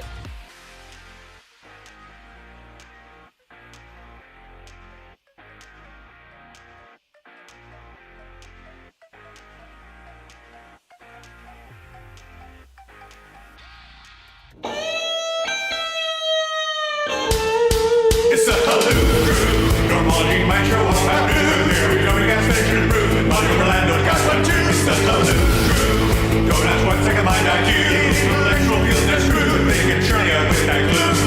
He's covered, he's go back because the legal. Legal name after so sequel. Laughing just like we will. Looking play together. Check this flow back to the left. Say no, this is like a line of gold or maybe silver. It's the Haloo Crew. The story about tomorrow. Doing a cameo sometime from morning radio. Haloo Crew, Grumpy Cat from Grand Prairie, White Meals, Orlando, the North Side, Normandy. Schadenfreude, the happiness of others they avoid. They take pleasure in your hemorrhoid. Your misery. A brief snippet there of the Haloo Crew. Oh, that was so good. We'll play the full one in its entirety at around 8, as we do have a guest coming up here now, but I just wanted to, Trev, with a little bit of surprise there. Didn't we have the file? Well done. But Jaunty and Victoria's latest mix, the Haloo Crew, which, again, Sounds to me like Glue Crew. It's a bit of a play on words. I can say hey there, but the Halud Crew, and a happy Tombstone Tuesday to you and yours. Hopefully you had a good family day Monday and the long weekend that it was. Temperatures warming up here at Edmonton as well as we trudge through the week. Minus 22 today, sunny, minus 16 tomorrow and cloudy, and 1 degree scheduled for final Thursday between the USA and Canada down in Boston. That's where Dustin Nielson is off to today. He will be getting there plane, train, or automobile. And Tom Gazzola, gracious enough to share his time. Thank you so much after your big workout yesterday. Thank you. You're looking great too. I mean, Yeah, I'm not. I'm in terrible shape, but thank you. That's why you're our pump up man. hey, I'm trying here. 780-218-9999 is the number to text. Of course, you can digest the show on YouTube visually, and we are streaming on the iHeart and TuneIn radio apps as well for your audio pleasure. YouTube Trev behind the monitors, locking everything down, and we will get to our next guest if he looks like he's ready to go. It's Craig Button, TSN, brought to you by Pro-Am Sports, your locally owned sports memorabilia and apparel specialists. Gear up for Thursday. Team Canada Four Nations gear will sell out. Jerseys, hats, toques, and scarves to have you looking right, cheering on the red and white. You can find Pro-Am in Edmonton, corner of St. Albert Trail, 128th Ave, or online at proamsports.ca. I know Jack sending the note here. He did say that once Canada went up 2-0 against Finland, he gets a little ding whenever there's the dings were going off on his phone, so it was good to see. But if you're looking for some gear for the big final on Thursday, no better place than Pro-Am Sports. We welcome in Craig Button this morning. Craig, happy Tuesday. Hope you had a great family day, long weekend, whatever you got up to. We had our EST, our first annual bond spiel going down Saturday. Are you a big curler? Are you get on the pebble quite a bit, or? I don't, but I love curling. I love curl. I love watching it. I love the strategy. I'm enthralled by it. I really should be curling more, but whatever reason, I never really have. Because you're still into the pickleball, correct? Is that still humming along? No, yeah, pickleball, paddle, everything. Like, Tommy, you need to come down and do a little bit of training, do some paddle and pickleball. Like, it's a little easier on the body, and the social parts of it are really great. You know what I enjoyed about curling, though, Craig, on Saturday? The beers and cigarettes. Oh, well, hey, listen, I mean, not in that order, right? Whenever, yeah, exactly. I'd love to come and play pickleball. It sounds next like time, fun. I think the two of you, I would like to see it matching shorts and the whole bit. I feel like that would be wonderful. I can see. Yeah, you got to have a uniform, Eric. You got to look. Pro-Am Sports. Pro-Am Sports. They better be Pro-Am Sports. Tell them to sell some good pickleball, matching pickleball. It's a double sport. That's the next line of attire I think Jack and the boys can get involved with. We were curling Saturday, Craig, but we also had the TVs. Matthew Iwanek ran the whole show, and he had the TVs set up on the ice to watch that thrilling. I mean, I last week said this might be the best of the best on best. Just due to how players are nowadays, the talent level, the training, the lack of booze and cigarettes, and on a serious note, these guys are highly tuned athletes now, and you've kind of taken a bit of the sandpaper, shall we say, out of the game. But Saturday was one in which, I mean, back to old style hockey, baby, and just your thoughts on everything going down Saturday, the fights kicking off, ultimately Canada falling in that game to the United States, but. Yeah, your thoughts on that Saturday and everything magically that took place. Well, I'm not going to bury the lead. So, I mean 9 seconds into the game, it was mayhem, and we haven't seen anything like that in the NHL in years. So the fact of the matter was it kind of put everybody on notice that the game did matter to the players, and it was important. And I think that from that moment on, it really did unfold to be a really tense, intense, action-packed in a lot of different ways a game. I mean, the teams are so good defensively, and Eric, as you point out, the skill level is fantastic.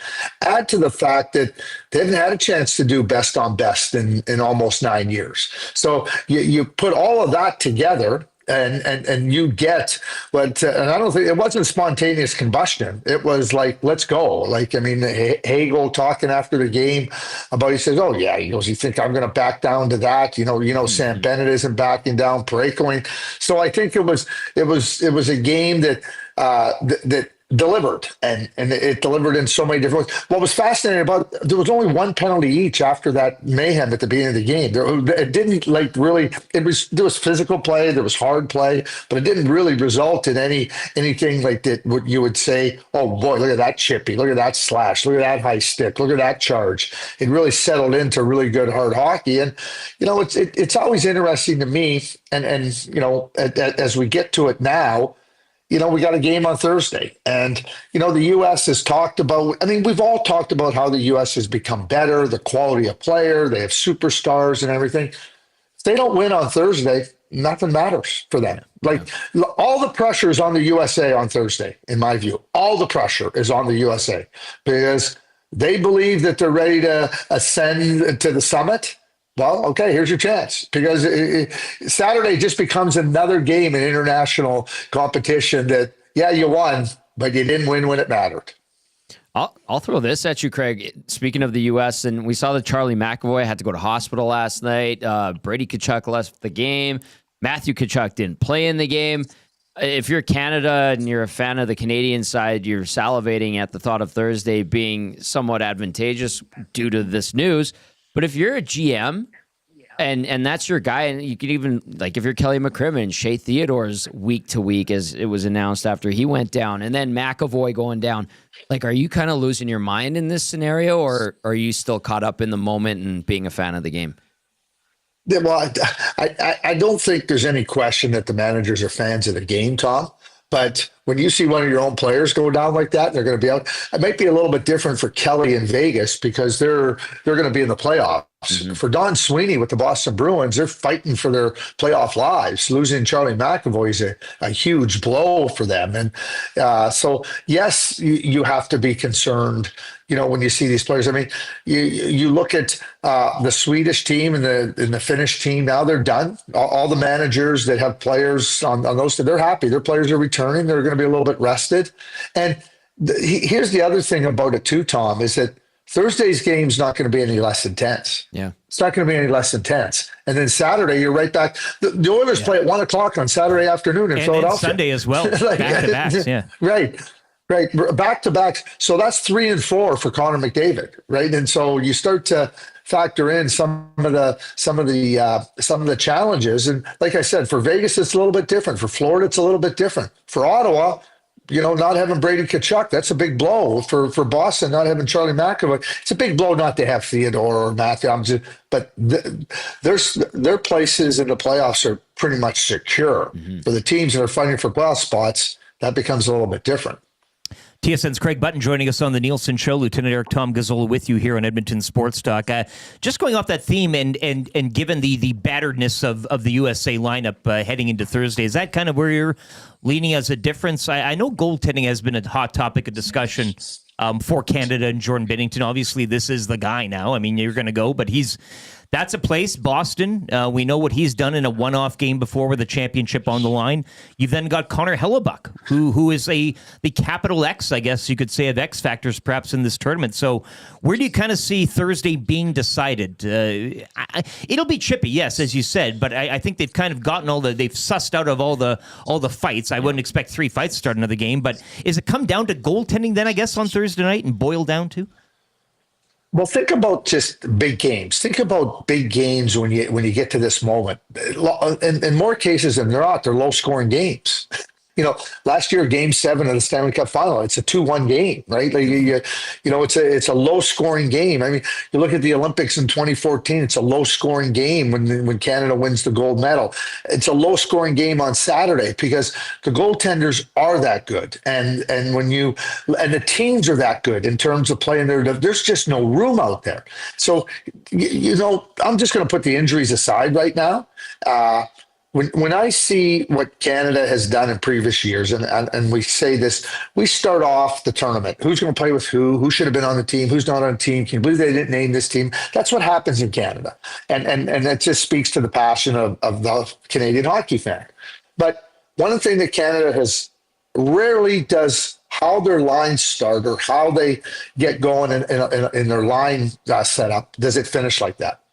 And it's about getting better. And you heard it yesterday, how much better Canada looked, how much stronger they looked like they're getting from that game Saturday. And it doesn't hurt that McDavid was flying and McKinnon was flying. And while Crosby's always like kind of the benchmark and the barometer for flying. But you look at the shifts that John Cooper made in the lineup, I think now you're not trying to find something. You found some really good, strong play from your units in play. And I think that's a real big factor for Canada. And that's why when I say about the USA, like they might be banged up, but they didn't have they didn't have to go through, okay, what do we got to find? Maybe a little bit in yesterday's game, but I thought they were trying to manage that a little bit too. They played hard. I think for Canada now, they found a place where they're really comfortable with their lineup. And I think that creates a little bit of an advantage again, and scoring goals creates an advantage. And the way they were able to, get their chances and get their opportunities, that all bodes well over the course of a tournament, because tournament play, and this is a short tournament, you have to get better as the tournament goes on. And I think you're seeing there. I don't see any question marks with Canada right now. It's like, oh boy, it's like, okay, go play. Craig, I know Thursday is the focal point. All eyes are going to be glued on that game. I'm excited about it. I know we all are. But how much of the foundation for the 2026 Olympics has Doug Armstrong been able to lay down here with this team? And how much of an idea of the big tournament next year do we have when it comes to the Canadian side? And maybe even some of the opponents as well, because like you said, it's been almost a decade since a real best on best. This is a new generation of Canadian players. So what do you think we have going into the Olympics next year? Well, I think for the four countries that participated in this tournament, I'd absolutely think it's not only to see, you're not only trying to win a tournament, you're not only trying to put together the best players, you're also trying to see how players respond playing against the other country's best players, because that's what the Olympics are. That's what best. So, what I would call it is it's somewhat, discovery. You're not discovering McKinnon or McDavid or those guys. You know that those guys are top drawer. But some of the other players, like Brandon Hagel, like you watch Brandon Hagel play, you go like he's automatic on the Olympic team for me now, right? Like, you start to watch it, and I might have been a little bit critical of Colton Parayko at the outset when he was selected to the team. You watch him a little more after he got selected, playing in St. Louis. He plays big minutes. I think Colton's played real well for Canada. So that's the discovery part. The Hagels and now Parayko's put himself right in the mix, which I think is really good. I mean, there's other players that have put themselves in the mix, but I think for having the option of more players rather than less, and the knowledge that they can play and play at that level is really important. One of those events, Craig, here on Thursday that you wish you could kind of just lay your head down for a nap, speed up the clock, and puck drop mysteriously appears. But we will wait an extra couple of days. But we thanks for your time this morning to wrap up the weekend and preview Thursday's big final. Enjoy it, Craig, wherever you'll be watching. Yeah, you guys enjoy it too. It'll be fun. I mean, we haven't had a game like that since, I really believe, since 2010 at the gold medal game in Vancouver. I mean, 2014 was a little bit different with Sochi, but I think 2010 will have the nation watching. I think Thursday will have the nation watching like 2010. Well, Americans also, I do believe, with a 3-1 win during the round robin play or whatever during that tournament. So maybe history again repeating itself with the numbers there, and Canada gets them. I want to point this out, Craig. I'm thinking hot pink and bright green for our outfits, short shorts when we team up as pickleball players, because that's the look I'm going for, and I think you're open to that, right? Oh, 100%. Sign me up. Okay. All thighs. Patent pending. Thanks, Craig. TSN's Craig Button joining us. Fun guy. Gets it. He gets it. He's awesome. Can play anywhere in the lineup. Like up and down lineup. He's the best. He's great. He's just a great human being. I will see you and him. I maybe not pick like a squash court. I need the two of you again. Very high cut headbands. Yeah, socks. Yeah, like the full meal deal. I'll do Headbands, the goggles. Do they tucked in pickleball shirts? Goggles? Yeah, we could do goggles. The whole bit. Yeah, tucked in shirts, but collared, like with a few, like one of those. Yeah, very Swedish, European, Eastern Bloc. Very European. Yeah, very European. I'm all for that. So is Craig. Craig Button again brought to you by Pro-Am Sports. And if you want to get geared up for Thursday's final, no better place and no other place than Pro-Am. Team Canada Four Nations gear will sell out jerseys, hats, toques, and scarves. They'll have you looking right, cheering on the red and white. Once again, Pro-Am, you can walk into the shop, corner of St. Albert Trail, 128th Ave in Edmonton, or online, proamsports.ca. Say hi to the cooks and boys. Tell them EST sent you. Let's get to fired up right now for Gemco Fireplaces and 721 here on the Nielsen Show. Once again, Lieutenant Eric Tom Gazzola in for Dustin Nielsen today as he is off to the Four Nations final. He'll have to write a little story about his journey. I'm sure that there'll be lots of little stops. He's probably in some sort of like a 2-seater Cessna, gliding over Wisconsin or something like that. For a 5-hour flight to Toronto, that's the worst. I want him hopping on. I want this to be the milk run of all milk runs. I know he's not, but I just have that in my mind. I think he's doing Calgary to New York. Yes, driving to Calgary, run. then to... Yeah. Hopefully he's on a bigger plane. Maybe he got the exit row, or he decided to go business class. He loves that fire escape seat, eh? I'll tell you what, that last year when I was flying down to the States, the option for a very, very cheap upgrade to business class, I took that option. Yes. Phenomenal decision. Phenomenal. What was the biggest perk, I guess, out of that decision that you made? I mean, lots of room. The room. The service was great. Access to the bathroom if needed. Like I'd trade in service. I don't need any service. Give me the room. Oh, you're sitting there. You want to have the room. That's that extra room is phenomenal. And it was just one of those. I got lucky where it hit, and it's like you can upgrade for a very minimal amount. And I was like, let's do it. This is good. Take his advice. I know it's not Wednesday, but if the option is there, a cheap upgrade. Yeah, treat yourself. You were fired up. I was fired up. We are fired up. Gemco Fireplaces, proudly serving Edmonton area 45 years. They are the authorized dealer for Napoleon Fireplaces. Gas, wood burning. Look no further than Canadian-made Napoleon Fireplaces. All the Napoleon products that you need are available at Gemco, 9281 50th Street. Fired up. We're all fired up. Trev hasn't taken his Canada jersey off since since last week, and the puck dropped to the Four Nations tournament. But we got to be fired up for the final. This is the final that the tournament wanted. This is the final that the NHL wanted. This is the final that both Canada and America wanted. No offense to Sweden and Finland, but let's be honest, for people that reside in those countries, probably the final even they wanted to see. Look, Ekholm's healthy, right? Arvidsson, clean, but like if everybody gets out unscathed. How about that confusion yesterday where they were announcing that those two weren't going to play, and then they did play? Did you not see that? Was that weird? Trev's nodding his head because I was like, we went and watched the game. Derek Van Diest from NHL.com and I were sitting there watching the game, and we're like, they are playing. Why were they telling us that Ekholm and Arvidsson weren't going to play? Shoddy reporting. I would beg to differ. It was some of the best in the world when it comes to hockey reporting that were putting it out there, and I was like, that's weird. And sure enough, they played. They played fine. Like Ekholm, but they played. Yeah. Arvidsson played a lot. I thought he was okay. He was around it. Hopefully, who said they weren't playing? There were a couple of reports that the guys weren't playing. And what's going on here? They call that the fake news, right? Yeah, jump in here, Trent. Rasmus Anderson was in, Leo Carlson was in, Ekholm out, Arvidsson out. Yeah. I saw it quite a bit, and I'm like, oh, that's Arvidsson, very interesting. So the two guys from Edmonton ended up playing. Anderson did play. I can't remember if Carlson was in as well. Yeah. And so I was confused. Yeah, so that was interesting. I'm fired up with that. Well, it gets you trickery by Sweden. Well, but again, hitting send on the old X, too soon, hey? Mm-hmm. But boys, it's a final. Fired up. I mean, Trev, you are the fan in the room here. We asked last week, I asked you last week, maybe it was off air, but what are you doing? You said you were at home, you were cooking yourself a meal. It was good. But now that they're in the final. Oh, yeah. On a scale of fired up, from 0 to 100, you're probably sitting at a 500. But plans now. And feel free to chime in. Nasty Chat, Paris Drewler's inbox, 780-218-9999. Where's the party at? Yep. I know you'll be out. Yes. Oh, I have to tell everybody. Okay. We had an invite yesterday. I'll pass it on. It's a secret. Oh, okay. So like a knock 3-time party. Yeah, one of those. Yeah. Okay, well, that's... At a speakeasy. But you will be out... Oh, yeah, I'll be at out home with watching. a popcorn. Yeah. I'll have some popcorn and maybe It'll be an event. daddy drink.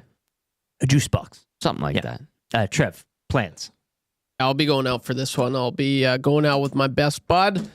We'll find a place. I don't know where we're going, but this one calls for going out for sure. That's just it. Yeah. It's a final. I want the biggest TV I can find. Yeah. And great audio. I need it all. I'm going to be wearing the jersey. Yeah, I'm extremely fired up for this. Seeing Connor McDavid, Nathan McKinnon, waited so many years. And I'll remember that for the rest of my life. It was pretty cool. We're all curling and then 2 Combine seconds crew runs over 3 sheets of ice. Yeah. Like people are playing, they're having to dodge all the rocks getting thrown, and then you're like, okay, everyone get back. We start playing, and then immediately again, same thing. Everyone stops. I'm sure that was annoying for some people who were just getting ready to throw, but I was so fired up then, maybe a little too fired up. I was cussing quite a bit, but You weren't the only one, pumped. don't worry. Yeah, okay, that's what I like to hear. It'll be awesome, and Team Canada, let's go. I'm speechless. I can't freaking wait. Let's go. Let's go. Let's go. Yes. Right? Yeah, I wish I had something. And I love ready the on lines. Looks like they finally got some line mates to play with McDavid. Everything. Kale Is McCarr's this going the to be back. combination you like for the USA? I know Coop can tinker. He tinkers within the game, which is fine. But do you think this is what ultimately will unlock the States? I think so. I think it's going to be. Canada's going to look a lot better come Thursday. Just with what they were able to do. McDavid wasn't ever really able to find chemistry, and yesterday he was actually able to produce. No Makar. And Makar is obviously a game changer, so having him in is going to be huge for Canada. That's no secret there. But the Americans know how to play. They're really good. They're very good. They're very good. Pretty good team. Yeah. And so it'll be a good one. It does set up nice, though. I think and not to say Canada let them by any means, but in terms of narratives and stories, this is usually how it happens. Yeah. They get the first one in, and now as Putton said, the pressure is firmly on you. And I think playing this final in the States, obviously there'll be a lot of red and white there. Fans do travel, and I'm sure there's Canadians live there. But having it in your own barn, it can be seen as an advantage or a disadvantage. And I think in this sense too, yes, it's an advantage to be at home, but a lot of these guys play in the States. It's not that big of a deal. I think the pressure is almost it's getting a bit of disadvantage. And somebody in the Nasty chat pointed out too that Canada's forward group, only 4 players haven't won a cup. That big game scenario type of experience in this case, especially when you lost that first one. Not to say Canada has nothing to lose, but the Americans have gotten that first strike. Now it's time for the retaliatory punch. Well, yesterday, as the day progressed, Canada hangs on for that win over Finland, and then the injuries, you hear about who wasn't going to play for the U.S., and then you see Brady Tkachuk go down mid-game, and then you hear about McAvoy. It honestly felt yesterday like the pressure and the tide had turned. Yeah. And the outside factors and forces had shifted. The hockey gods giveth and taketh, however you want to describe it. But it went from Canada being kind of in trouble to Canada all of a sudden ending the day, going into the final in a position of strength. That's how it felt like it balanced yesterday in the hockey world, which is fantastic. Yep. That's great for the Canadians. Now take advantage. You feel the vice is a little tighter on the Americans, perhaps, coming out of yesterday. And that's just momentum and everything. Coolbet.com right now is where you can go for the game. I know they will have a few more things up as we make our way through, but right now, over under of 6. USA minus 1.5 for Thursday's final. So once again, coolbet.com, the betting partners. Stay cool, bet responsibly at Coolbet. Of course, Dusty down there to see the Coolbet boys. I saw the Huss was partying with the Finnish Coolbet contingent of course yesterday. He would be. They're international, baby. And, I think they're based out of Estonia, technically. Yeah. But they are an international corporation. Yeah. So it's pretty neat. Dusty down there. Tom filling in today. But again, anything you need for the final on Thursday, Canada, USA, coolbet.com is where you can go. Let's hit a sports update here with YouTube Trev. On the way, we'll have weekly confessions. I know Spectrum Rental already in the Paris Jewelers inbox. They've been helping me out. They can help you out as well. More on that to come with weekly confessions. If you have anything to confess from the Family Day long weekend, get it in, 780-218-9999 or in the Nasty Chat as well. And the Fan Zone coming up at around 7:40 to wrap up hour 2. This is the Nielsen Show and your clear choice for Edmonton Sports, edmontonsportstalk.com.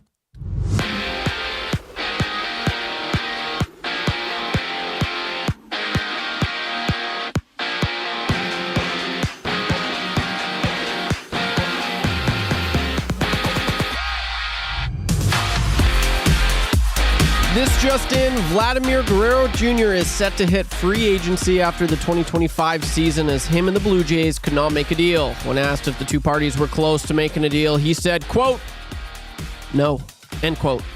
The final of the Four Nations face-off is set as Canada will take on USA Thursday night from Boston at 6. This coming after Canada would hang on to defeat Finland 5-3 yesterday, while a battered USA squad would fall to Sweden 2-1. Sweden exits the tournament without suffering a regulation loss. In the WHL, the Oil Kings, with a 5-2 Family Day win over the Rebels, were down in Red Deer. Oil Kings back on the ice Friday when they visit Medicine Hat. Over to the NBA we go. Shaq's OGs won the NBA's first All-Star mini-tournament yesterday, defeating Chuck's Global Stars 41-25. Regular season schedule resumes tomorrow when the Lakers host the Hornets. Scotty's Tournament of Hearts from Thunder Bay got underway this weekend. Last night, Alberta's Kayla Skurlik losing 10-4 to Northern Ontario. Kayla Skurlik takes on Saskatchewan today at noon.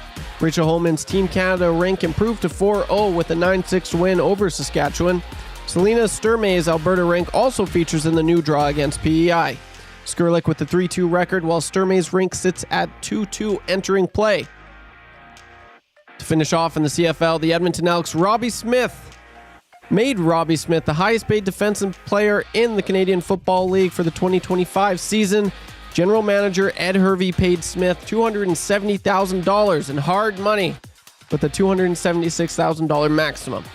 The sports update was brought to you by the fine folks at Park Mazda and dealer principal Mitch Lewicki.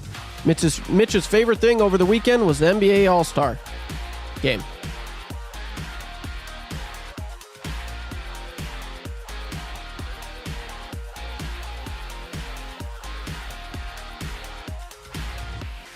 Hi there. If you're like me, you like to picture yourself in luxury, even though there's absolutely no way you could afford it. And if you can, well, even better. Thankfully, I picture myself in something that is luxury, but still absolutely affordable, like the all-new Mazda CX-90 from Park Mazda. With the new luxury features like facial recognition settings and quilted detail Napa leather seating, I can pretend to be comfortable with all of my proper settings activated without even touching a button, thanks to Mitch Lewicki and the great staff at Park Mazda. I like to picture Mitch Lewicki as a ninja fighting off evil samurai. Park Mazda, your dealer for life in Sherwood Park off Y Road, parkmazda.ca. The Nielson Show featuring Lieutenant Eric. Only on Edmonton Sports Talk.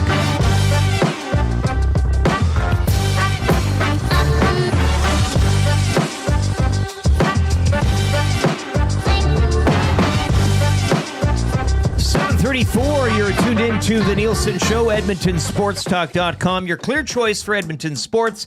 Lieutenant Eric, Tom Gazzola, YouTube Trev with you. Minus 31 right now in Edmonton area. Hey, we're warming up though. Minus 22 for a high this afternoon. Mainly sunny skies. Minus 16 Wednesday, cloudy, and plus 1 in the forecast for Thursday with temperatures hovering just above zero, it looks like, for the weekend ahead and the start of next week. Nielson Show, as always, presented to you by South Fort Chevrolet. Drive a little, save a lot out in Fort Saskatchewan. Visit Daniel, Claire, and the crew out at South Fort Chev, or online at www.southfortchev.com. YouTube, Nasty Chat trucking along very nice this morning. Everyone's getting involved. It's good to see. We're almost changing 200, which is also great. If you are watching this morning and haven't already, hit that thumbs up. Give us a like. It doesn't cost you anything. And get about your day after that. And subscribe to the channel if you haven't already, so you know anything and everything going on when it comes to EST. Of course, the Hangout coming up later this morning, 9 to 11. Iwanek, Murray, yourself? Oh, I'm putting in a shift today. Maybe me if nobody else is occupying the fourth chair. Well, put on a pot of coffee. Yeah, put on another pot of coffy. Who wants coffee? Made a coffee. I want a coffee. I have a coffee. You want a coffee? I want a coffee. You want a coffee? Yeah, it's always nice after a long weekend. There's always so much to discuss, and doesn't change today. No. Hangout coming up as well. Once again, Lock Shop. We'll have that for you. Two guys goalie day. I know Reed's today's off. two guys and a goalie. Reed's got the week off this week or something like that. No, Reed and Jay. Like, we had to burn up some holiday time. Yes. Shout out to HR Daddy and Matthew, who were very diligent about, like... They got the numbers. Yeah, they're like, you have a couple of days left over. I thought I used up all my holidays, and they're like, no, you need to burn up. So I have to burn one up next month. Sure, okay, I'll take time off. That's no problem. Love when an employer says, here, yeah, take have more time off, Tom. Okay. Yes. Okay. So stick with EST all day and on the weekends as well. Hello Hockey coming to you Saturdays and And now we're more on location. We were at local South Edmonton Common. Seen that, yeah. Awesome vibe there. Great time. We had Simon Bennett and Joel Schneider from Archetype there. They're working on a new hockey program this summer. A different kind of show. And actually, I think we're starting to dabble in more like social media stuff. I know Trev kind of kickstarted it, so we're getting the word out there that we have Benny programming. Benassi. Benny's been great. Yeah. We're getting the word out that we have good weekend content. Before you know it, Murray McCourt's going to be back with the VIP Golf Show on Sundays. So it's going to be great. Murray and Curtis Stock there. So not only Monday to Friday here on Edmonton Sports Talk, but we got your weekends covered as well. And obviously with the Oilers returning this weekend, back-to-back games out east, Saturday and Sunday. We'll We're have on the air at 10. Wall-to-wall puck drops at 11, baby. I know. Right? I know. Good morning. Yeah. Orange and blue. What weekend? Confessions right now for Spectrum Rental as well. So if you have any confessions, get them in. 780-218-9999. It is a safe space. We'll walk you through it. Chances are you haven't done anything as worse as what Tommy's done, so he'll take you there, guide you by the hand, right? I mean, you've seen it all, done it all, breathed it all. I think so. Judging by your stories, you're a man of. You've been around the block. Yeah, I guess so. And I think, no confession will get you off guard. But Spectrum Rental, they confess to always feeling lost for the week after a long weekend. Regardless, come get your construction heat before the weather warms up, and you don't need it. Spectrum Rental. Trev, what do you got to confess? Start off with me? Yeah? Sure. Okay. Nothing crazy this week. And nothing crazy at all. Just a little confession that I got to get off my chest here. The fellas were talking about it last week. It was Lieutenant Eric and Hernan Salas. They were talking. And they were like, "Oh, I love this book. It's a great book." And then LT was like, "Oh, you know what? You like that book. You should also read this book." Ah. You guys were talking about a lot of books. And it's no secret, if you've watched the Nielsen Show, if you've heard my sports update, I'm not the strongest reader. And the reason for that is I can honestly say, no word of a lie, I'm not even joking, I've read one book in my entire life. What? Nothing crazy. I've read one book, and it was in grade 12. I was like, I can't go without, going to school my whole life and just reading no books. So I was like, I'll read this book, and I can honestly, it was a terrible, I couldn't tell you what it was about. I'm not the strongest reader, and that's why I don't like reading. I'll read something, I'll be like, what did I just read? So I have to read it back. That's called reading comprehension. That's a good thing. No, I failed. Anything with reading. But to go back and read it to understand is, I think, a good thing. Good instinct. But it shouldn't have to take 30 tries to remember what I just read. Everybody learns at a different pace. I'll ask you this. If you read more, would you then be a better reader? Probably. But I read stuff on online all the time. Right. I'm reading text right now. I'm reading the so it's not that bad. That's you can not read books it. and the weekly confessions. But I can't read a book, and I just am always my brain's going at a million miles a second. So I can't. I'm not patient enough. I can't read. You get books on tape. What does that mean? Well, they have a narrator who reads the book to you. An audio. Yeah, no, I did that in the bath. But it's just I'd rather watch a movie, and that's kind of what I would do when it was in. We had to pick a book to read. I'd pick a book that I always knew had movies, and so I just watched the movies every single time. Okay, we have a lot of text coming into the Paris Jewelers inbox, 780-218-9999, and immediately questioning your lack of book reading because people are saying, what about all the phone books you've read? Yeah, and I knew this was going to be maybe a mild controversy. I don't you don't read a phone book. You look at it. There's numbers, a lot of numbers there. There's no plot. You skim through it. Yeah, it's like you read an ad. You're having trouble holding on to the idea of a story while you're reading it, right? You can read words in front of you. Yeah, but then it's what did I just read? So then I have to go back. I'm never thinking about what I'm reading. I'm always thinking about so many other things.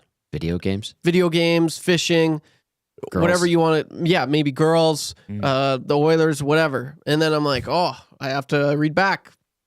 And yeah, this I guess kind of goes to reading comp. I just sucked at reading comp. I remember my teachers telling me it's like you didn't even read the book. I'm like, I know, it's bad. It's really, really bad.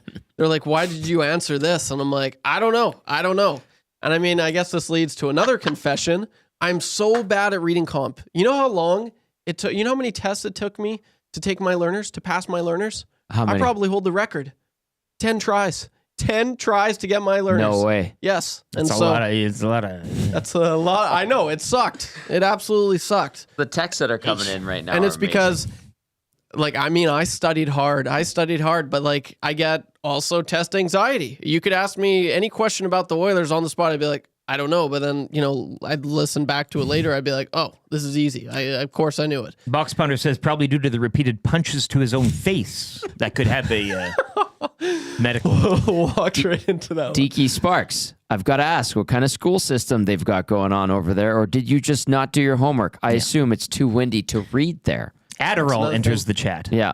Well, and it wasn't a prerequisite to get hired here either. You're reading. Well, you didn't. Hampton Steve, speaking of that, 10 tries. Fittingly, says maybe EST should send Trev to the Derek Zoolander Center for Kids Who Can't Read Good and who want to learn to do other stuff good too. Let's put in a call. And then Oil City Dynasty says EST now hiring. Can't read? Don't worry. We'll still hire you. Yeah. Big Maple says readings for rich people.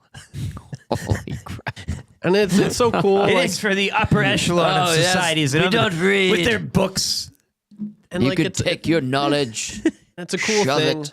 Like people are like, oh, like you read. Like it's a cool thing. Like it's girls like actually like that. Like, oh, you read. Like that's kind of cool. It's a very good thing. Yeah, and like it expands your mind. I know, but you don't put it on your dating pro. Like I read. I was a big picture book guy growing up. I remember I liked the Guinness World Records books, but that has reading. It's the story. It's the like plot. It's like a little paragraph. I'm like, oh, that's a cool record. That's not bad, but I never would read the whole thing. Kind of just look at the photos. I'm like, that's a fascinating photo. But yeah, no, I'm not a good reader. I've never been a strong reader. I have a hard time reading, and I guess that's my confession. The Godfather. Every week, another layer of the YTT onion is peeled back. Yeah. Touche. I don't know. How do we top that? You don't top it. That's the thing. I'm Tom. I confess I use a loofah in the shower after hockey. That pales in comparison to what we just went through That's here. embarrassing. You know what? I appreciate a deep clean. I'm just joking. No, that's good. You how often how often do you have to change out a loofah? Like how many miles do you get off that puppy? Is it a kind of I mean, at hockey, you're only playing like once or twice a week, so yeah. That one can last they a while. eventually don't they like grow and eventually like yeah, they lose their form. Yeah. This one's in good shape. The one I've got right now. As I've grown older, I Trev Googles a loofah. Yeah, do you know what a loofah is? Oh. Hey, Ironhead, what's with this thingy? That's not this bad. lather builder. Make sure I have a thorough deep clean. That was an old commercial before you were born. Oh, nice. Is that bad? Is that a bad thing to have loofahs? No, it's that's good, right? It's seen as dainty for some. It is I get mocked mercilessly. You treat yourself. I don't care. I'm at the point now. I don't care when I go to hockey. No, nor should you. I have shampoo, conditioner, body wash, lotion. You're a man. I have a toiletries bag. You're keeping clean. Yeah, I have a What's wrong with laundry that? bag. Like, just I'm at the point now. I'm like, if I have to go somewhere after hockey, I don't want to stank. And people be like, I met Tom Gazzola somewhere. He stinks. Yeah. Where was he? Well, he said he was playing hockey. He smells bad. No, I don't want that. So I use a loofah. That's my confession. It gets a good lather from the soap, does it not? It's phenomenal. The way It's a the deep loofah clean. is constructed lathers up the soap. If you use a rag, it's not as gross. You get the soap. But most people would be like, and I used to do this too. You just grab the body wash and you're like, whatever. Yeah, sure, you're clean. Yeah, you can put the toothbrush in your mouth and just kind of knock it around a bit. But you want to thorough clean. So if you're I going use to do a it, you loofah. might as well do it properly, right? I'm just ready to admit it. I carry around a loofah in my hocky bag, and toiletries at least I bag, don't yeah. have a wheelie bag. Okay, That's the big one. The layers. Yes. Yeah, those no, that's guys. fair. Those are dorky hockey players. That's confessions for Spectrum You Rental. didn't confess Trev's confession. anything. I have nothing to. Okay.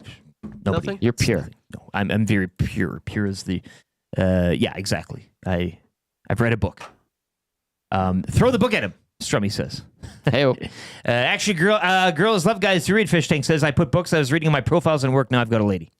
attaboy. Yeah, like You can just lie too. You can be like, I've read many leather-bound books or Yeah, Sarah. binders. that wouldn't get me far. Sarah via the nasty chat. A toiletries bag with the nerd emoji. Tom with the baby soft skin. Yes. Yep. What about comics, graphic novels? Because those have a story, but pictures incorporated, and it's not like lots of reading. It's just kind of like just little reading, and you can kind of piece together a story there. I've probably read a comic once or twice, but like as far as chapter books, right? go, Yeah. Not even close. You didn't read Once. like a Goosebumps? Oh man, No. My brother, my sister, huge readers. All they did was read, Yeah. and I just have my DS playing Pokemon on the car ride. You know what, Trevor? You're beautiful in your own way. Thanks, Tom. we said it was a safe space. There's the tree of trust. It's It always exists. nice when Tom compliments me. Sarah Cole says Tom with the baby soft skin. Yeah. It's great skin. Thank you. It's very delicate. Let's get into the fan zone now for Fans First. Fansfirst.ca is where you can find tickets. Oilers will be back in action soon enough. They are on the road on the weekend and next week. It's a Floridian trip, correct? It's an extended not on the weekend, trip. but next week they're kind of down Tampa way. And Not an easy trip. The Panthers, an old Stanley Cup rematch there as well. Once the Oilers are back home, Fans First is where you can go. You want tickets by fans, for fans, no fees. You can get your Oilers tickets all season long. www.fansfirst.ca. It's Four Nations all the time, every time, and that's what we're doing up until Thursday, obviously. But Fans First, and great for fans of the sport of hockey. And as you mentioned earlier, Tom, who may not be fans of hockey traditionally, you are now getting to see this tournament unfold at a time when not much else is really going on in the sporting landscape. You had the NBA, whatever you want to call it, over the weekend. Obviously, MLB, spring training. I mean, that only takes so much of your time.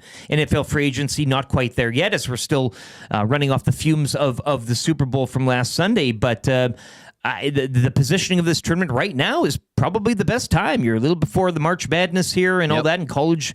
We know the Americans love their college sports, but for fans of hockey and even fans that aren't, as we've seen in the television numbers, the tournament's a hit. It is, and that's great. And I don't think it changes the concept of, will we ever see it again? The answer is very curt and simple, no.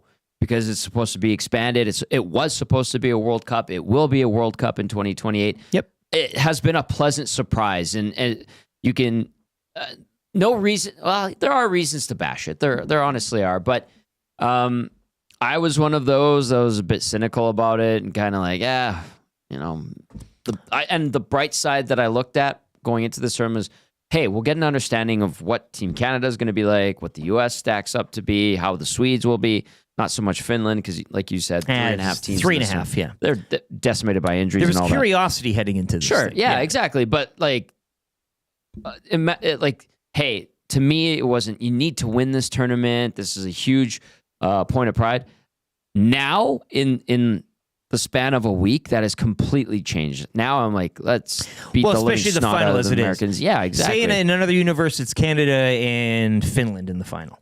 Then it's like, okay, well, that was fun to watch. But you're not like, we really got to beat the Finns. Now it's like we got to beat the US. It's a grudge match. Absolutely. We've seen it in women's hockey in past years too, with basically those tournaments boiling down to they're eventually going to play in the final. Yeah, it's the best of the best on best. This is what you want. I know Russia's not taking part in the tournament. You could add a handful of other NHLers in other countries that represent. But this is the best of the best in this tournament as well. And no offense to Sweden and Finland as the half team, but this is what you want. So it sets up good for the fans, and that's why it's in the fan zone here. The fan zone for Fans First. But we already went around what we're doing. Trev's going out to the bar. Not determined yet a place of drinking and eating. I mean, that'll come. Obviously, you have lots of choices. There's lots of fine folks and partners of EST and otherwise that you can go and watch. And don't feel free that you have to share. You don't have to, get that out there if you don't want. No, I won't share. But that's a joy about being in the city. I remember one of the things I was looking forward to most was, Pincher Creek. Nothing against Pincher, it was home, but you got like BP's and Alberta. That's the bar there. And that's it. That is it. Antonio's Pizza as well. There's a bar called Alberta? Alberta. That's it. Yep. So it's okay. That's where my folks used to party, and then I started partying there. So that's all you got. But then coming to the city, I'm like, oh my gosh, I remember I got the Skip the Dishes app. And I'm like looking at all the places I can order whole from. new world. And I'm like, holy crap, there's so much food here. It's going to be unreal. Like I'm going to live the rest of my life here. And I don't think I'd go to all the places that the city has. So it's awesome. There's so many choices I have. People are saying the Bend, maybe I still have yet to go there. So maybe that's where I go. You might see Joaquin there. That's where And he likes to Stauffer. sit up at the wood. Yeah. Joaquin? Used to be quite a radio bar back in the day. I didn't even know it existed until Not so much Gager mentioned it. My dentist is in the same strip mall. Oh. It's a great bar. You know, I haven't really spent a lot of time in Riverbend. Unless you have to go there. It's nice. It's tough to get to. Like you can't. I can't walk. I have to drive. Yeah. But the Bend, yeah. I mean, ask Gager. Maybe Gager and maybe this is the time you finally. I know you and Gage have been trying to get out for that drink. It's been a long time coming. I feel bad, but it will happen eventually here. Okay. Maybe we'll throw that question his way later on in hour number 3 of the Nielsen Show here this morning. He's going to turn down. Oh, he's turned down. He'll say that on air. Yeah, he likes to put up the tough facade. Yeah, he does. But he's a lover. He's a softie. He's such a softie. Exactly. Yeah. Give him a little tickle under the chops. This is the Fan Zone for Fans First. By fans, for fans, no fees. www.fansfirst.ca. Anything you want to add on? Again, you said you're going to a bit of a speakeasy. I mean, what are you doing for Thursday? We got some time to prepare now. You got a couple of days ahead. Lots of options. Again, Pro-Am Sports is where you want to gear up to get out. But I mean, are you, DVD? I guess you'll be. Or is he? Yes, he is confirmed to be coming on Thursday. Okay. However, the invite was extended to our station, and any takers, then I will pass along numbers. Oh wow! Yeah, it was very, very. So we need to there needs to be like a hard RSVP here to kind of get the seating arranged. Yeah. Okay, well this is a very nice offer. Wow. Mm-hmm. Okay, and we'll discuss this off air after the show. Yes, we will. Can't wait. I like it. Tell me during the break. I will tell you during the break. I can't wait. I hope you come out on Thursday. Maybe I will. It'll be Will Fraser and I Friday breaking down the gold medal game. Phrase. Yeah. Maybe we'll invite Fraser out too. He won't come. He loves getting out and socializing. He stays in Parkland, doesn't he? He does. Yeah. That's his. Can he run to the place? It'll be warm enough by Thursday. Hey now, he is in phenomenal shape. Oh no, he looks great. Yeah, he's doing great. Amishman 19 says Gage will turn down YTT so hard tube socks will get the shakes. The Ben doesn't. Okay. Will there be a pre and post game show for the final? No. There will not. No, we're not doing any of that sort. And I know it is the final. And you might feel like we might dress up a bit, but no. But we do have. I mean, again, Oilers Saturday and Sunday, bright and early, 11 o'clock puck drop, which means the GCL Diesel pregame show. I'll be on the air Saturday and Sunday at 10 o'clock. So we'll be right back at her. And as Button said, 3 games in 4 days for one Connie Mack. So good that Sweden, again, Ekholm and Arvidsson will join up with the boys and they'll get going. But a quick turnaround from the tournament. They won't be celebrating too long if indeed they go on and capture the trophy. Good point. I'm sure they'd party Thursday night. McDavid would have to fly to Philly, meet up with the team. Yeah, no games Friday, Saturday 14, Sunday 10. Oilers practicing today at 2, by the way. Okay. Because we're back. Like that's the day. Now it's it's back on. Everybody. I'm sure Ekholm and pitchers Arvidsson, and catchers report. They're reporting today. Yeah. Exactly. How about they had David Pasternak on the broadcast yesterday with Kyle Bukauskas. Great tan. He had a wonderful trip, it looked like. These guys are going to come back so refreshed. They all went to their destinations and did whatever they did. I know Nurse was at the, a couple of Oilers were at the PWHL game Stu there Skinner. as well. Yeah, they were getting shown there. But, I mean, you take your time. What would you do for, if you were a player and you had like that week off break, like to jet away? Because sometimes you go to a place, sometimes you take a vacation, you don't want to leave. You know what I'm saying? So where would you go in order to get a little R&R, but at the same time, not too much of it? Probably the same thing that most of the guys did, like Mexico, Caribbean. Get that all included. Palm Springs, something like that, or Phoenix. A never-ending ice cream bar. Yeah, exactly. Not too much, though. Maybe like a Rocky-type workout on the beach. Yeah, you're a Southwest guy. I love the Southwest. Yeah, that's your motif. I'm like D'Angelo Vickers from The Office. You like that? I love it. 7:55. Keep chiming into the Paris Jewelers inbox, 780-218-9999. We got that A&W text of the day to give away today, $20 to A&W. And we want to let you know right now for A&W, you can sink your teeth into savings with the new $6 Buddy Bundle. Your choice of a Buddy Burger with cheese made with juicy grass-fed beef and sauteed onions, or a hot and crispy chicken buddy burger. They do their chicken great at A&W. Plus small fries and small drink, all for just $6.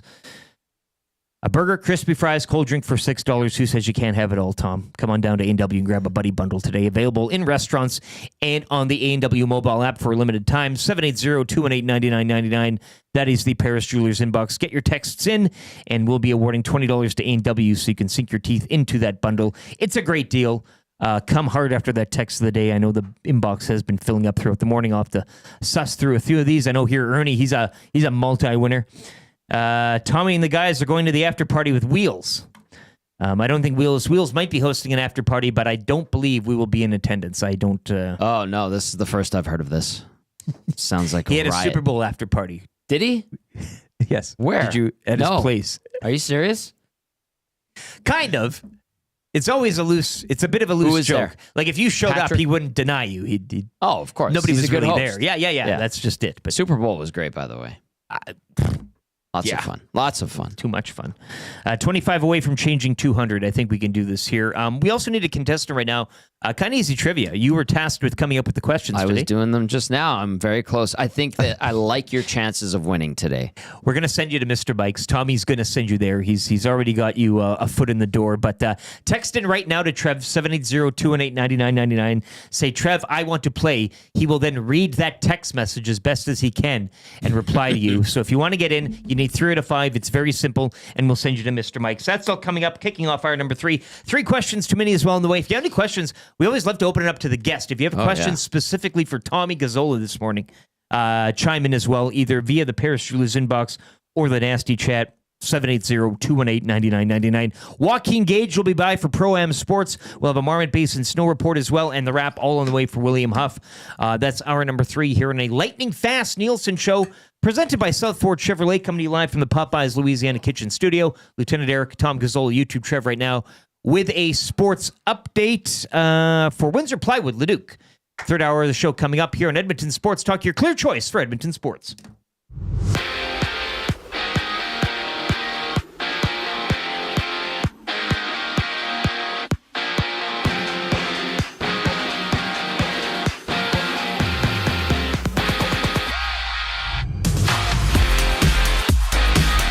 This just in. Vladimir Guerrero Jr. is set to hit free agency after the 2025 season, as him and the Blue Jays could not make a deal. When asked if the two parties were close to making a deal, he said, quote, "No," end quote. The final of the Four Nations face-off is set as Canada will take on US of A Thursday night from Boston at 6. This coming after Canada would hang on to defeat Finland 5-3 yesterday, while a battered USA squad would fall to Sweden 2-1. Sweden exits the tournament without suffering a regulation loss. In the WHL, the Oil Kings with the 5-2 Family Day win over the Rebels down in Red Deer. Oil Kings are back on the ice Friday when they visit the Medicine Hat Tigers. Over to the NBA we go. Shaq's OGs won the NBA's first All-Star mini tournament yesterday, defeating the Chucks Global Stars 41-25. Regular season schedule resumes tomorrow when the Lakers host the Hornets. The Scotties Tournament of Hearts from Thunder Bay got underway this weekend. Last night, Alberta's Kayla Skurlik losing 10-4 to Northern Ontario. Skurlik takes on Saskatchewan today at noon. Rachel Holman's Team Canada rank improved to 4-0. With a 9-6 win over Saskatchewan, Selena Sturmay's Alberta rink also features in the noon draw against PEI. Skurlik with the 3-2 record, while Sturmay's rink sits at 2-2 entering play. And to finish off in the CFL, the Edmonton Elks made Robbie Smith the highest paid defensive player in the Canadian Football League for the 2025 season.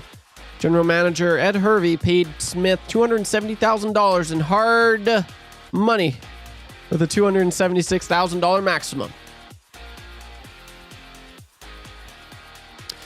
This sports update is brought to you by Windsor Plywood Leduc, locally owned and operated, serving Leduc and surrounding areas since 1993. Doors, flooring, baseboards, and of course, plywood. Go see the knowledgeable staff at Windsor Plywood Leduc.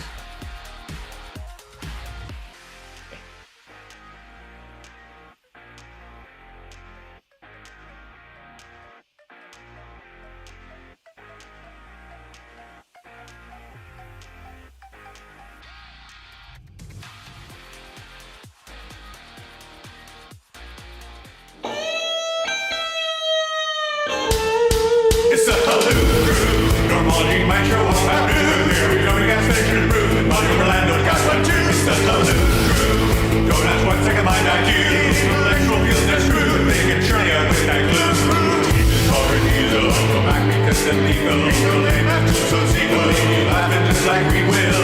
We can play together.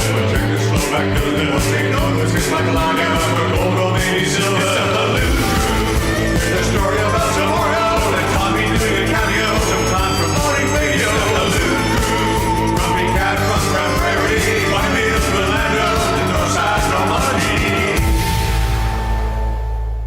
Schadenfreude, Schadenfreude. The happiness of others they avoid. They take pleasure in your hemorrhoid. Your misery makes them overjoyed. Schadenfreude, Schadenfreude. On and off the ice they will destroy. They're guaranteed to never ever bore ya. So they wish you happy Schadenfreude. It's the Loon Crew.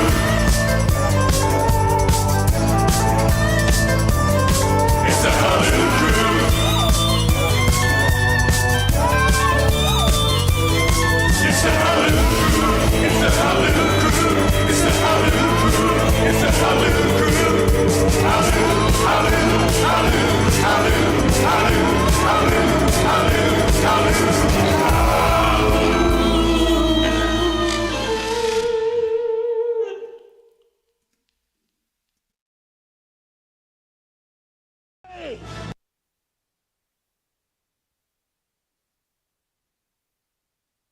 I love As you this board. should. I love the that's- board. I love the board. That playing with the puppy buttons. is rocketing up the charts. As the doc says, is this a new banger? Yes. I don't recall hearing this yet. Correct. It was unveiled at the EST Fun Spiel over the weekend at the Shamrock Curling Club, and special thanks to the Shamrock for having us out. But it was played over the loudspeaker there, which you kind of couldn't. And Jay Milne, oddly enough, was the guy that introed it. So I thought it was a Glue Crew, and we're like, the Glue Crew has a song. First, he has a line of shirts, and now he's got his own song.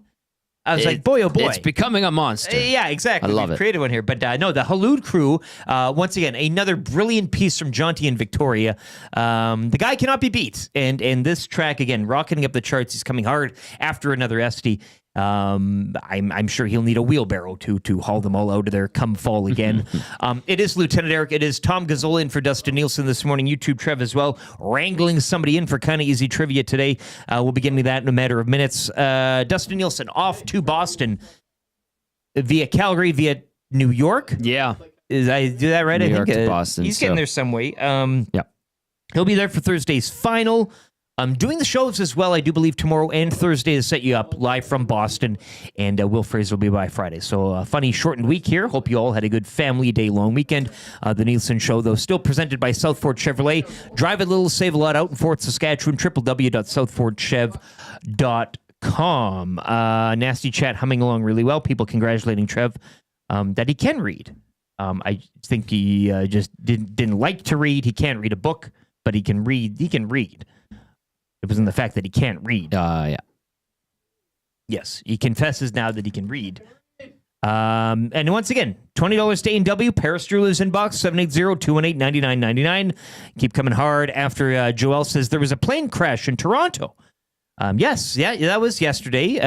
It didn't involve Dustin, so all good there. It And flipped on its nobody back. died? No. Thank God. My goodness. People went, Jeez. so thank you, Joel, for the late breaking news, but news nonetheless. Thank you, Joel.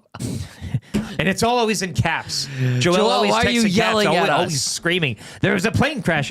Unless there was a new one that I'm not, or it was Vladdy's comments this morning. Oh. Kind of, that's the big one. But Double entendre. I don't mean to spoil anything there. I think we have somebody for kind of easy trivia. Do we not, Trev? Yes, we do. And his name is Curtis. Curtis, welcome to the show. How are you doing? I'm great. How are you? Can't complain. Thanks for asking. Have you played trivia before? Yes. Perfect. What's your record? I don't know.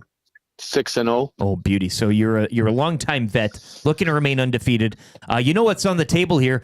Ready to stake your claim, Curtis? Head to Mr. Mike's 2-course steak dinner, just $39.99. Emperor's Caesar salad, rustic onion soup, and then the tender 7-ounce sirloin steak with béarnaise butter and garlic mashed potatoes, loaded with savory toppings. Mr. Mike's, eat locally, enjoy casually. You know how it goes then, Curtis.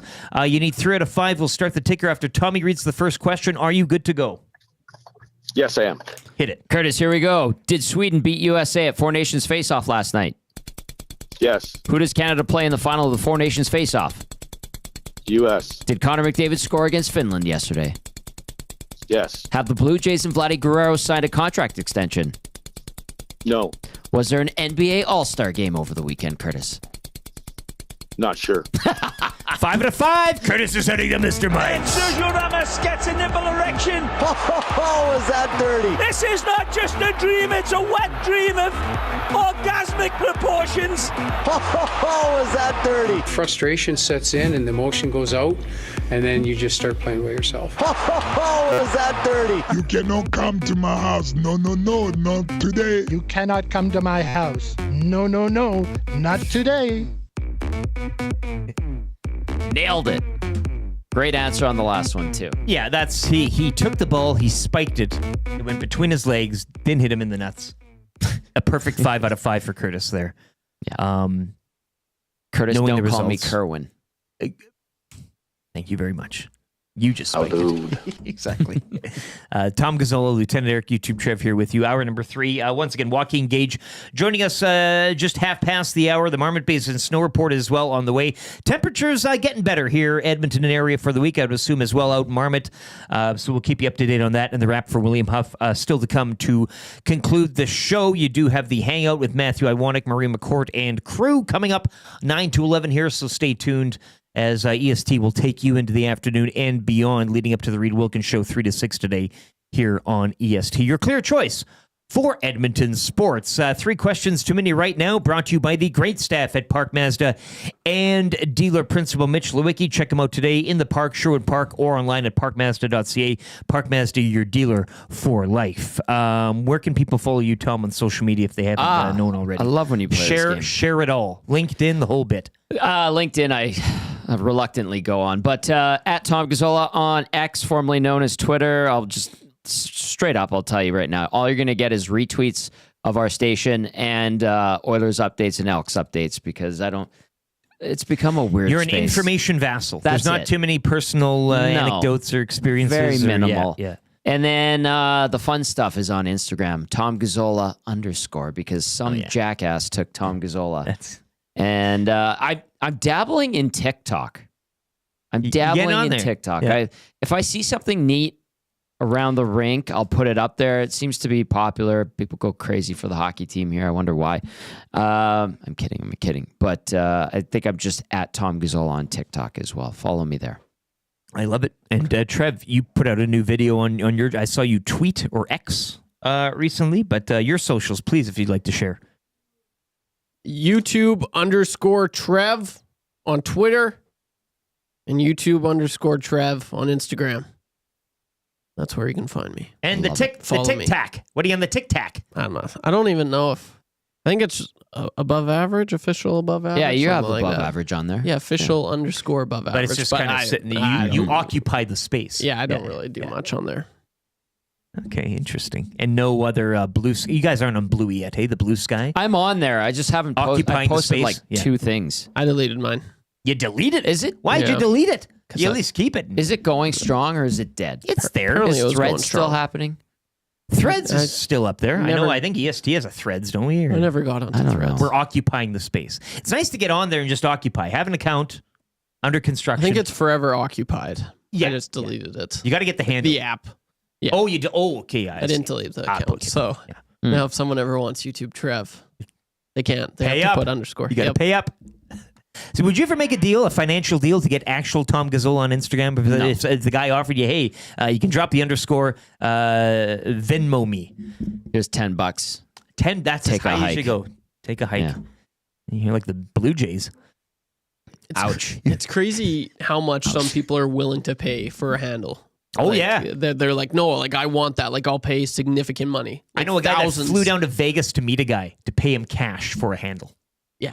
No word of a lie. excessive. I could never. That's ridiculous. Speaking of that, there was someone that owned the domain name Oilers.com. My old boss. I love that stuff. Would get an offer every year or to buy it back. And the guy, I think, was holding out for like 20 grand or something like that. And my boss was like, no, it's okay. We're fine. Well, whenever a new social media comes up, that's what you do. You hop on and you gobble up the brands and you just get, and then you want it, you got to pay up. Yeah.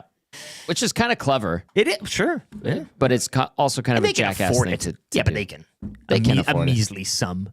It is. Here's 1 point Get whatever, lost. and then But yeah, nice way to retire. I mean, if you could just sell a couple of brand handles, right? Or you can just become an influencer. I said that facetiously. Yeah, no. So much hair at the desk today. Gage will need to find a wig to wear when he comes on to fit in. He's got one. Ernie says. Well, he might wear the judge's walks. Will he be in, or is he going to be? He usually joins us via the video link. I thought so. Yeah. So it's and he breathes into his microphone at home at his at-home studios. Oh, do tell more. Is this? I'm here, guys. Changing 200. All right. Yes. YouTube Nasty Chat's trucking along great. Everybody's having a good time. It's good to see. Hope you all had a good family day as well. 3 questions too many as well. Brought to you by Park Mazda. Lieutenant Eric, Tom Gazzola, YouTube Trev. Question number 1. What is the big narrative following Thursday's game, Canada-US? Ooh. Are we talking? I mean, and I'm not looking for results or just picking a winner, but what is the story, I guess, following the game? We all know the fights were the story following the other one. Yeah. I think it's going to be goaltending. Yeah. It's pretty clear that John Cooper is Binnington's their guy. Whether or not that's right or wrong, we shall see. So far, it's been okay. You've gone this far, in the final. Yeah. Rob from the Grove asks too: would there be a change in game if, say, they went down? I mean, do you still stick? At what point would you see Cooper maybe switching the goalie, going to Aiden Hill? Yeah. Not at all. Yeah, okay. Not at this point, I think it's abundantly clear that Binnington is his guy, and that's who's going to ride till the end. I think Binnington has been essentially declared the starter going into the Olympics with this. Like, he's going to have to get absolutely destroyed on Thursday and let in like 5 or 6 for there to be a question mark. And so funny for him, too, because I think you could argue that he hasn't lit the world on fire during the tournament, but in this moment, much like he did winning the cup there as well, it's a make or break. Yeah. Which is kind of unfair to say so straight up, but. And I want to be clear, like, I don't think, this isn't my thought, like, Binnington should be the guy for Canada, but it's clear he is. That's the thought process within Yeah. It's more of a maker than a breaker, though, for him. He can really seal the deal here. Just win. Yep. Yeah. I'm going to say Crosby does it again. I think somehow there's some sort of magic. I know people were gushing over him, both with the money that he took to remain in Pittsburgh, but also, when he puts on, and McDavid's time will come. This is a guy that now we're going to have these tournaments. He'll be more featured prominently. But for a guy like Sidney Crosby, he knows where the time's at on him, where the sand is in the hourglass. Yeah. And I think going back to 2010 as well, the numerology, the path how this happened, losing to the States 3-1 in the preliminary round. I could just see him rising again to the challenge. Mm-hmm. I don't know how. Not a golden goal type of thing. But just having a really stout game. Yeah. Do you feel too in this tournament? Maybe this is another thing we could have asked Craig about, but let's talk about it now. Do you feel too that we are witnessing the passing of the torch? Crosby to McDavid and McKinnon? Yeah, it's a slow handoff here a bit. Yeah. And it's nice how it's happening in a tournament where, again, not too many people... And I'm not saying it's not important, but it is a tournament where it's not the World Cup nor the Olympics. Mm-hmm. If you're going to rank in terms of importance and titles of tournaments, this is the preseason tournament for those. This is what they're experimenting with. So yeah, I think when you're doing it in a situation such as this, where yes, you want to win, but nothing's really on the line. True. Bragging rights, yes, all of that international play, Pride. But this is a safe passing off of the torch through this kind of small tournament style stretch. It's like Bruni Surin to Donovan Bailey. This is a 4x100. Mm-hmm. Who are the other ones on that team? Bruni Surin, Donovan Bailey, Esri, Michael Esri, or was it Glenroy? Glenroy, yeah. I think so. Fill in the blank, 780-218-9990. You're all 96. Smarter than we are all the time. It's nothing else will be new. It ends like it started, the doc says. Crosby for McDavid and McKinnon on the power play for the game-winning goal. Wouldn't that be a bookend? Ooh, yes. Wouldn't that be a bookend? Very Trev, where are nice. you going on this? Is the goaltending something else that we haven't mentioned? I'm going to say I'm going to say probably like it's going to be the passing of the torch. Maybe a big moment for McDavid, something like that. I think the big stars are going to show up, kind of like they did in Finland. Started with McDavid, then McKinnon followed through.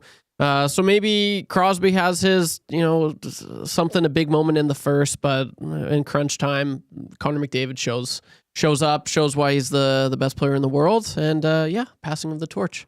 Maybe, that's a little bit of bias there. Obviously, that's a little bit of bias, right. But I mean, it would sure be cool if McDavid had that moment because Crosby obviously did. It wouldn't be to the same extent. Obviously, it's the golden goal, the Four Nations face-off goal. It doesn't sound the same.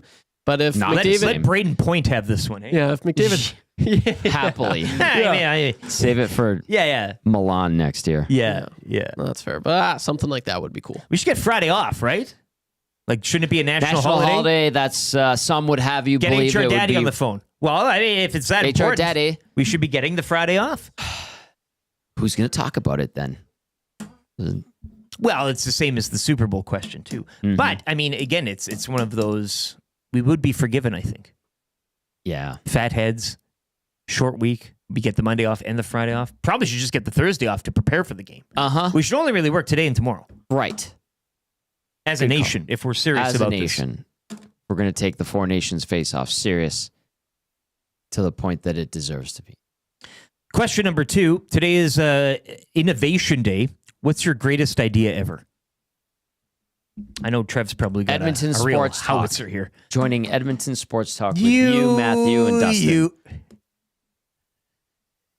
You know what's incredible? Remember we did the fists in the middle? Yeah. How it riled some people up. Oh, did it ever? Yeah, which was hilarious and petty People at the guessing same time. skin color and tone and pigmentation and birthmark positioning. What are you guys doing? Hey, I know that. What does that mean? I know that wrist bone. That's who's that? Yeah. Great photo. Great moment. I love your impersonations. Thank you. Trev, greatest you've got to have. I mean, you probably did a flying machine or something. Greatest innovation ever. Take your time. And 780-218-99, we'd love to read yours as well. Mm-hmm. This isn't just a 3 questions for us here as well. You can play along, much like confessions or anything else such as like that. 780-218-9999, or in the nasty chat as well. Oh, I could have something really cool if I had like an hour to think about this, because I'm sure I've had some really cool ideas. Go back in the files. Yeah, but Stuff to look you back wrote, at the can't first, read. Yeah, exactly. Right. I was like, what did I write here? Damn it, I can't read. There's one idea that it was an idea that I wish I would have cashed in on this. It would have been a multi-million-dollar idea. What was it? And the boys, it was a fresh 18. As soon as I graduated, it was the summer and we were having a grand old time and we were all getting into it pretty hard. And I just remember like, oh boys, like it was later in the night and I was like, man, like I want some fast food, like really bad. Obviously we're all intoxicated, so we couldn't go. I'm like, man, what if there was like a way to get this food to me? Like I just want this food to come to me right now. Like I know there's delivery some places. They have like, pizza places you can get delivery. But like I want fast food at my door right now. And then surely enough, I'm not even joking, a month later, 2 months later, I'm telling all my friends, everyone, I've got a great idea. This is an awesome idea. I see my first commercial to skip the dishes. And I was just as soon as I saw that, I was like, it's like you can bring food to your door. And I'm like, damn it. Oh, that one hurt. So I remember I didn't watch any commercials for about a month. And every time the game went to commercials, I'd just leave because there was a good chance I was going to see a skip commercial and it ticked me off. So that was the one that got away. This is like an anaconda taking down a pig. Yeah. That's exactly right. Yeah, so that one hurts. That was probably one of the best ideas I ever had. Sorry, I'm just these hot buttons. Yeah, you can't resist. Oh, that was a good one. That's my favorite one you just played. Yeah. So delivering food. I guess. Food, skip the dishes. Yeah, bring it to me. Yeah, DoorDash, right? That kind of thing. Yeah. What about yourself, LT? I've no ideas. Oh, come on. There's nothing rattling around. You're just riding the wave, baby. Yeah, exactly. Question 3, though. Vladdy Jr., where does he play? Dodgers. Boston Red Sox. Ooh. Yeah, I'm saying Boston. That stings. They need to do something. Yeah. But they, too, have an ownership, which I'm very familiar with, that can be extremely cheap. Which is and incredible. Frugal, and which I said to you the model earlier, don't need to win. just need to be nibbling around the edges. Yeah. Fans sell them on hope. Oh, they're close to doing something. Oh, they're competitive, and then they don't do anything because what's the point? So, yeah, Red Sox. I could see him in that dusty old Red Sox uniform with all the pine tar on top of the helmet and that type of thing going on there. But would you trade him? Yep. Yeah, you have to. May as well. Right? You got to kind of. Doesn't seem like there's a great relationship there either. Again, the winning team quote, I think, is kind of capturing on what he's looking for in free agency. Guerrero was quoted this morning that he's looking for a winning team when he's expected to hit the open market next winter. So, yeah, kind of a to the face. Bye-bye. Yeah.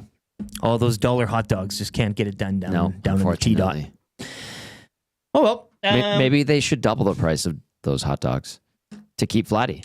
Well, that said, we live in a nation too where and not to get too. I mean, we worked for a telecom company in our own back in the day. We knew the frustrations, but also the expensive bills that come along with it, and in being a customer of it. I know probably a lot of you are Rogers subscribers or what have you. You got quite a monopoly here on the market, and I'm sure the ingoings are a lot bigger than the outgoings. I just record profits. Away. Yeah, sure. Well, yeah. The year we were see it all the time, right? Record profits. Brad Marchand in the Nasty Chat. Boston sports teams find a way. Kyle the Embalmer asks, who retires first, Crosby or Ovi? Ooh, that's a delicious one. Question number 4 and 3 questions too many. What do you think? Who retires first, Crosby or Ovi? We all know what Ovi's chasing right now. Crosby looks, honestly, like the drive, like for fun. Crosby, he's not like LeBron where he's like, I want to play for forever. He's actually talked about that. He's like, nah, I'm pretty content with hanging up the He's the got skates. what he needs to get. In like 2 or 3 years, he said. And that was like, maybe that was like a year ago I heard that. So I'd probably say, man, maybe the same time. I'm going to say they're going to retire. Agree with that. I actually think they're going to. A joint presser? Because I think they're both, they've done it all. They've achieved their milestones. Like for Crosby, there's nothing else in terms of numbers. I know we all know what Ovi's chasing right now. Yeah. But like franchise goal, like he's not tracking anybody. What's the next? So next, I Does think he have anybody in his sights? Is it franchise points? Yeah, for and he's Penguins? around there. He's right around there. He's going to pass. Maybe I think it's that one. That's the only one that he's chasing. And after then yeah, that's pretty well it. But I wouldn't be surprised if they both retire. They enter the league the same year. They retire the year. They retire at the same time too. Dash chimes in. Crosby is chasing Mario's all-time Penguins points record. That'd be it. So that you scratch that off, and then what? So and then one like the Olympics, and then that's it. Yeah. And they'll hang them up. I think Ovechkin will try for 1,000 goals. Seriously, that'd be cool. That's like maybe 3 more years. I'd like to see that. Crosby needs less than 69 points away from Mario. Just say it. Press a button. Yeah. How dude. Exactly. Yeah. Wait. Skin that smoke wagon and see what happens. It is a Tombstone Tuesday. Hey, we might play Jaunties again. Hey, leading into to Gage here because we're definitely playing. Yeah, why not? We're going to give that thing heavy rotation today. The new Jaunty and Victoria track, the Hello Crew on a Tombstone Tuesday. It is 8:24. Maybe we'll break right now. I know the Paris Jewelers inbox is filling up in terms of. I really struck a chord when I floated out the idea that we might get a day off on Friday. People really took to that for some reason. Well, Mama Nielsen in the Nasty Chat, Dusty's mom in the Nasty Chat said no day off, and 6 exclamation points. There's no day off. As her son has a day off today, traveling to Four Nations. I think you somewhat sarcastically were in the underlying tone suggesting that we ain't going nowhere. We need to remind ourselves that this tournament still doesn't overall mean much. That's what my we're not taking the day off. I'm gonna say that. It's going to be great. No, yeah. You want to beat the U.S. And you're right. We have a responsibility to uphold. Yeah. While people are out partying and doing the parades, we need to be here or there or wherever. Exactly. And doing even the idea of the Super Bowl thing. Well, I think we handled that quite responsibly. Yeah, but you can't take the day off. Can't take it as off. much as you might like to. You just can't. Sure. It's not a thing. I think we'd all like to take many days off. Sure. We'd love to work a European schedule, I'm sure. Longer hours, shorter week. I'm for it. I've never been against that. Tell you that much right now. Mm-hmm. Right? Yeah, I think we can all agree on that. Nobody's whatever. Give me an extra 15-minute break. Yep. For what, a 10-hour day or a 9-hour? Yeah, exactly. Whatever you want to do. Whatever. Do it. Rusty Shackelford says, more money for new players, Soho, Shohei, but not much for existing players. Leave it to Rogers to treat their team just like a cell phone subscriber. Better discounts for new customers versus current ones. Rusty, that is top of the line right now for text of the day. I'll tell you that much. Ain't it the truth, though? Very real. Ain't it the truth? And that's how you almost got to play them. You sign up for one, you end up not getting any perks, the bills get higher, go to the next one, or threaten them with you leaving, and then they'll shell out the perks for you. Is that Maddie? That's Brendan. Oh, Brendan. Brendan. What's up, B? What up, B? 780-218-9999. If you can beat Rusty Shackelford's text there, we challenge you to do so for the A&W text of the day. We'll do a sports update right now with YouTube Trev for Sit and Sleep. Tom Gazzola in for Dustin Nielsen today. He is off to the Four Nations right now, traveling. He will be there doing the show tomorrow and Thursday, leading up to the big game, USA and Canada, for all the marbles Thursday at the Four Nations. Lieutenant Eric here as well on the Nielsen Show, presented by Southport Chevrolet. Check them out today, www.southportchev.com. Joaquin Gage coming up next for Pro-Am Sports and the rest of hour number 3 here on the Nielsen Show.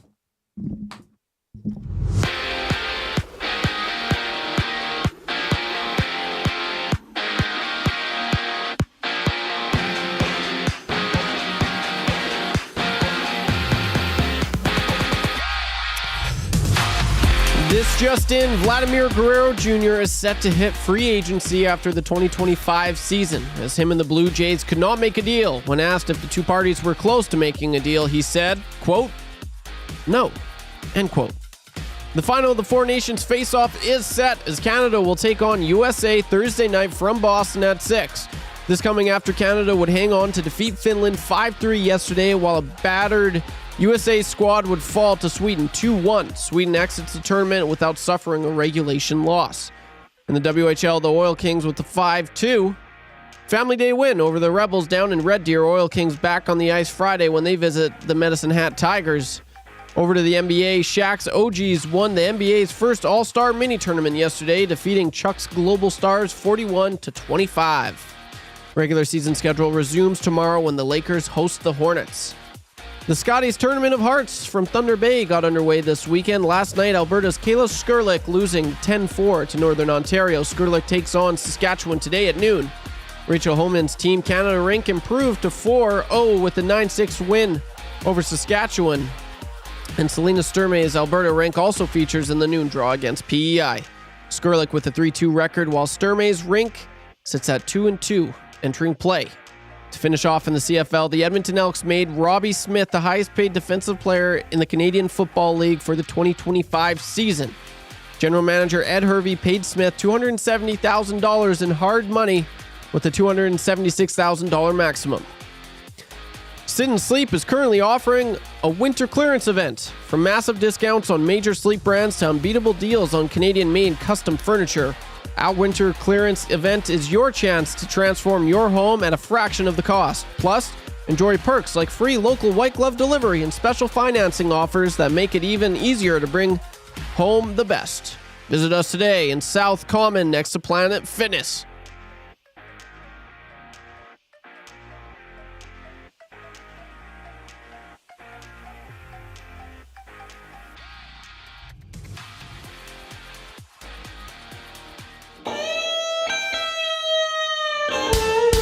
It's the Halloo Crew. Normally might show up at noon. Here we go, we got station brew. Money Orlando got one too. It's the Halloo Crew. Don't ask what second mind I do. Intellectual feels they're screwed. They can churn you with that glue. Keep his car and he's go back because the legal. Legal name after so sequel. Laughing just like we will. Looking play together. Check the slow back to the what they know. It's like a line of gold or maybe silver. It's the Halloo Crew. The story about tomorrow. Tommy doing a cameo, sometime from morning radio. Halloo Crew, Grumpy Cat from Grand Prairie, White Meals, Orlando, the North Side, North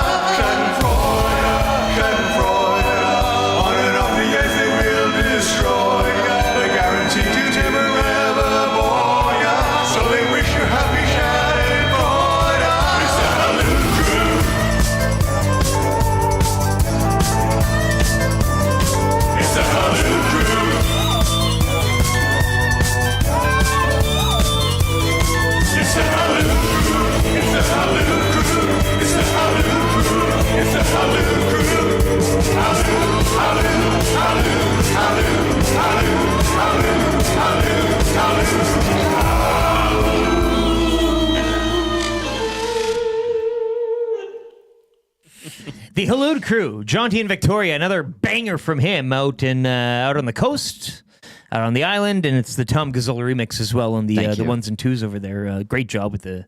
I love this board. You're loving it. I love it. Take it into the hangout. You should almost eat that. I've been using it a little bit. Like I asked for like expletive button, but I know there's a limited amount available. But and the boys have like this stuff. Oh, they got the Homer on there. It's all on there, like the classics, like this. Oh, the Dusty Chewy, right? And Dungeons and Dragons, like all of these are on. Do they have that horn? That that one? That is the. I can't take it anymore. I'm not sure. I would have to play. You're getting into the Reed Wilkins catalog there, I think, hey? Right. There's the Price is Right. There's clapping. There's that. I like that. Yeah, that's very regal. I haven't, like, I love this one. I've used this on the post game. Fun toy. Fun toy. And we're having fun watching you use it. Okay. For all of our audio listeners there, it's a board that he's got in front of him that makes all those sounds. It is the Nielson Show once again. Lieutenant Eric Tom Gazzola in for Dustin Nielsen. Gord Marchand says, where's Dusty going? I keep missing it. He is off to the Four Nations final. That is Boston. But he's going today to Calgary, then flying to New York, and then somehow from New York we'll get to Boston. I hope he takes the train, actually. I maybe with the weather there. The Amtrak there is actually not bad. Yeah. I love a good train ride. Out east, like it's all clustered together, obviously. So it's a neat part of the world. I really enjoy it. Yeah, everything I enjoy it close by. Almost like Europe, you could say. Yeah, kind of a little bit. I mean, without the charm, where the settlers did. Sure, yeah, the pilgrims colonize all the pilgrims. YouTube Trev as well here with us, reading the sports updates with a plum this morning. It's been quite something. We do have the final half hour of the Nielsen Show. Thanks for joining us too on a Tuesday here, shortened week, coming off a Family Day Monday, Family Day weekend. Of course, the EST Fun Spiel first annual taking place, and we want to express our gratitude as well to the Shamrock Curling Club for having us out. It was a fantastic Saturday.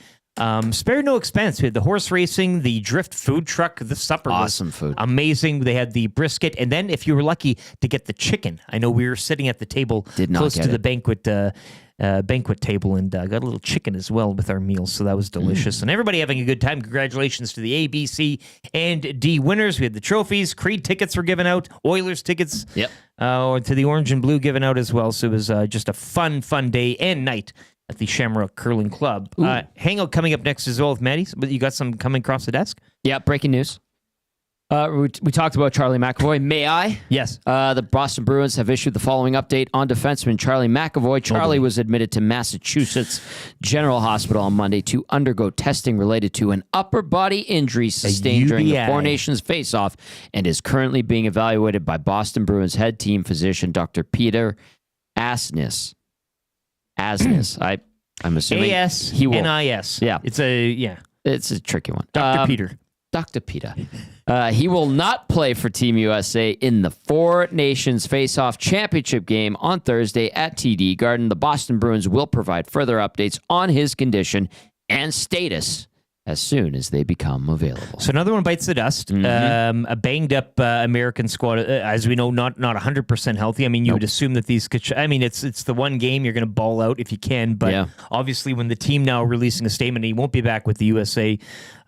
He joins Shea Theodore on the longer-term injury, list from this tournament. So yeah, we'll see how it goes. But no McAvoy. He was all over McDavid in that game on Saturday, by the way. Well, that's...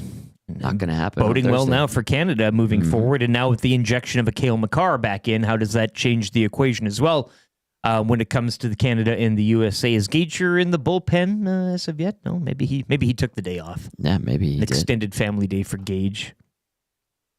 Don't do it to us, Joaquin. He'll be in. He'll dial in, right? Like he's watching and he'll get it. He gets in as quick as he gets out, right? Yeah. Like that's his... That's his MO here. 780-218-9999. Once again, Rusty Shackelford, your clubhouse leader right now for text of the day, but come hard after that $20 to A&W in the PJ's inbox. Big G says, I'm in the same boat as YTT with having to read a sentence 4 or 5 times. He goes on to send about a 20-line text. which is Seriously? highly ironic because it's a little long to read. But he goes into his history there and the numbers and everything. Big G, I'll believe you. I'll take your word for it. Corey B says that chicken was amazing. It was quite good. If you knew, you knew. And Jason says that's what you get for hitting McDavid. By the way, it's an infection for McAvoy. Jeffy wants to make sure we tell everybody. Infection that followed an injury for McAvoy, Jeffy says. We thank him very much as well. And I do believe Dash and the Heavy Hockey Boys once again will be live following Thursday's game here on EST for a bit of a post-game show. Unofficial as it is, post-game show. Yeah. But the Heavy Hockey Boys at the regularly scheduled time. There he is. We're joined by no stranger to the Pebble and the ice. Joaquin Gage joins us this morning for Pro-Am Sports. You can hear Gage and Hernan EST afternoons every Monday to Friday here on EST. And I'm just pulling up the liner here. Bear with me, Joaquin. But Gage brought to you by Pro-Am Sports, your locally owned sports memorabilia and apparel specialists. Let Pro-Am help you with your team fundraiser with no-risk auction and raffle items. Visit them in-store for all details. And, of course, get all swagged up with that Canada red and white. Do it right with the fine folks and the Cookson boys at Pro-Am. In Edmonton, corner St. Albert Trail, 128th Ave, or you can shop online at proamsports.ca. First off, Gager, you were out there, you were loving it, you were feeling it. How was the wait? How was your shooting, and how was your Saturday as a whole at the Shamrock Curling Club? It was great, boys. That was a lot of fun. A little bit different than the Oilers alumni bunch spiel. There was I hate to say it, there was a lot better curlers there on Saturday. It was I was shocked actually at the skill level at some of these people. So it was next year. I don't know when we're planning it again, or if it's maybe at the end of winter here, maybe another one. But I'm gonna have to bring my A game after that. That was that was so we fun. didn't see the full meal deal from you, hey? Is that what you're saying here?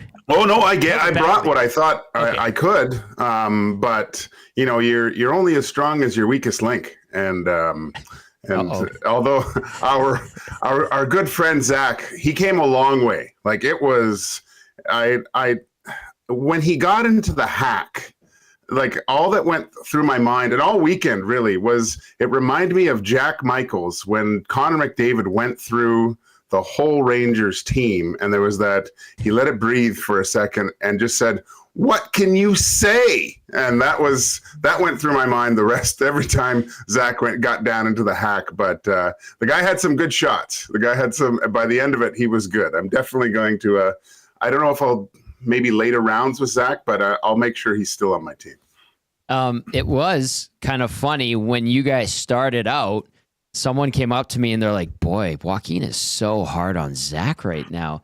And listen, his form wasn't great. It was his first, I feel, introduction to the sport of curling.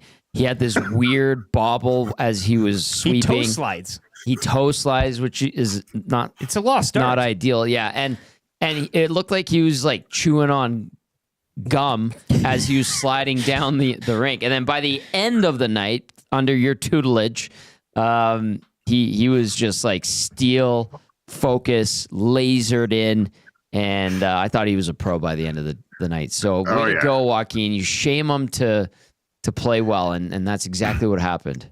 He was my project, my Luke Longley, if I could kind of surmise it. Bravo.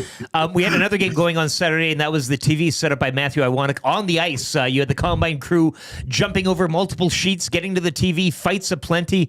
We'll get to the final here in a moment, but what are you pulling away from that game specifically? Just an all-timer.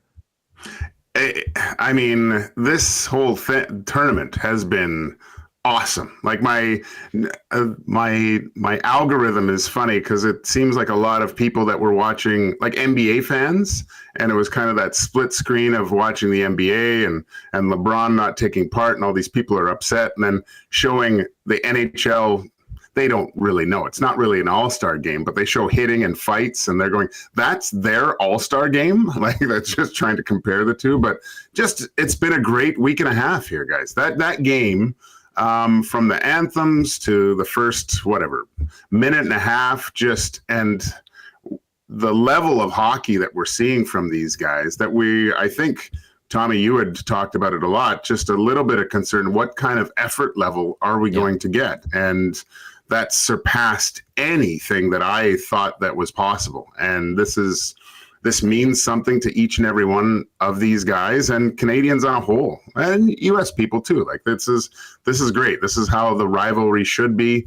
I can't wait for Thursday night. And guys, like, how awesome is it to see, like, Sidney Crosby has really solidified himself as one of the greatest ambassadors or hockey players of all time with his performance over the last week and a half here. It's been awesome. I'm not going to lie, I turned into a fan again. I just kind of smile watching Crosby out there. And not a lot of guys have that kind of effect. Like, the legacy he will have is incredible, obviously. But it's nice to just be like, man, that guy, I love it when he's on our team. And I generally get very prickly about we and us and all that. But when it's Canada, I go fanboy. You do have a number. I do have, yeah. In that case, it's 18. I'm out there with them in spirit. Okay, but in all honesty, you're right, Gage. Like, we were kind of like looking into this tournament saying, oh, what kind of effort? I think we all assumed it would be a better effort overall than an all-star game. That was surpassed right out of the gate, which was fantastic pace. Even in that USA-Finland game, or Sweden game last night, was pretty good as well. It feels like the tides have turned in Canada's favor despite the loss on Saturday. Would you say that's fair with all the injury news and the way the results went last night? How do you look at this game heading into Thursday? Well, at first I thought, I wish this was kind of reversed, that the start of this thing was in Boston and ended in Montreal, just to get that big last game at home. But now looking at it, I think there was a little bit of added pressure on the Canadian team in Montreal playing that game, right? And now, like you mentioned, we see McAvoy not being able to play, some injuries piling up for the U.S. team. And the game's still in Boston, Tommy. So there's still going to be a lot of pressure on this USA team to do something and kind of bring this home. The Oilers, the Team Canada has a little bit of a chip on their shoulder, right? I loved the way that they came out against the Finns. It kind of fell apart at the end, but these are really good hockey players capable of doing things like that, right? Mm-hmm. And the seal it at the end. I still think the pressure's on the U.S., to tell you the truth a little bit, Tommy, and they have to do something here, even with the injuries. But I think just the home ice factor, getting what's transpired throughout this whole little tournament, I think the Oilers can go in there and kind of Oilers, geez, I keep saying that. The Canadian team is they can go in there kind of with house money a little bit, I think. Hey, I know you played for the Oilers, but you also played for Team Canada, Joaquin. I get mixed up, Tommy. I know, I'm kidding. It's too much. Joaquin Gage joining us here. You can find him EST Afternoons alongside Hernan Salas Monday to Friday here on Edmonton Sports Talk. You made your thoughts on goaltending known before and during the tournament that we've had you on the show. Is that, winner take all, one game Thursday night? We all know Binnington's been there, done that, in that scenario, in that very building. Connor Hellebuyck having the season as he has. Does this game in a tight championship one-off come down to that for you? Will it come down to that for you? Is Cale Makar injected in the lineup another big case? What do you see as kind of rearing the head of the storyline, aside from the results taking place Thursday? I think you get to a point if you look on the Binnington side, he's gone through some ups and downs, I could say, in these last few games, but he's been able to run with the ball and get a few games home for the Canadian side. And like you said, he's been in that building in the biggest pressure situation that you can be in the professional sport of hockey. He's been there, done that. So, and you look on the other side, yes, you've got Connor Hellebuyck, who's arguably the best goalie in the NHL, but still, hasn't got to one of these types of games yet. So I like the fact that it comes down to one game, and all you need from your goaltenders just I don't know with the injuries and without McAvoy what that means. Does Connor Hellebuyck have to have a Hellebuckian game, so to speak, where he just shuts down, or does he just have to be okay? And on the flip side, I do think that Binnington has to have one of those games where we at the end of the night, the coach comes in the room and goes, well, we kind of got goalied here a little bit. That's the kind of game I do think you will need to see from Binnington for Team Canada to win this thing. But I'm confident that he can do that, right? He's got the building blocks of playing this. He's played the U.S. team already once. I think it sets up perfectly for him, for both goalies to have outstanding games. It's going to come down to, I think, guys, is who stops the last one, or takes away the last goal from the other team, and whoever can bounce back and score that big one. Well, and Tom mentioned earlier too, more of a maker for Binnington in a sense where, I mean, to hell lowercase with this tournament, but you win this one, you're basically stapling yourself for that next, Olympic berth. If there was any question, I guess, as to who would be starting in net. You have to, if he brings us home, you have to figure that he's penciled in at the least on the Olympic team, right? I mean, Logan Thompson, I think his name is probably on a ballot somewhere too, seeing how his year progresses, and probably depends on his start next year if he can keep this thing going. Yeah. I like the young guy too, the Montembeault coming in and maybe learning from these guys a little bit, maybe a little bit of an heir apparent. But yeah, it's Canada goaltending is in a weird place when I know I said I love that Canada has two guys that have done it before, won Stanley Cups, and have been arguably their Conn Smythe players for that playoff run.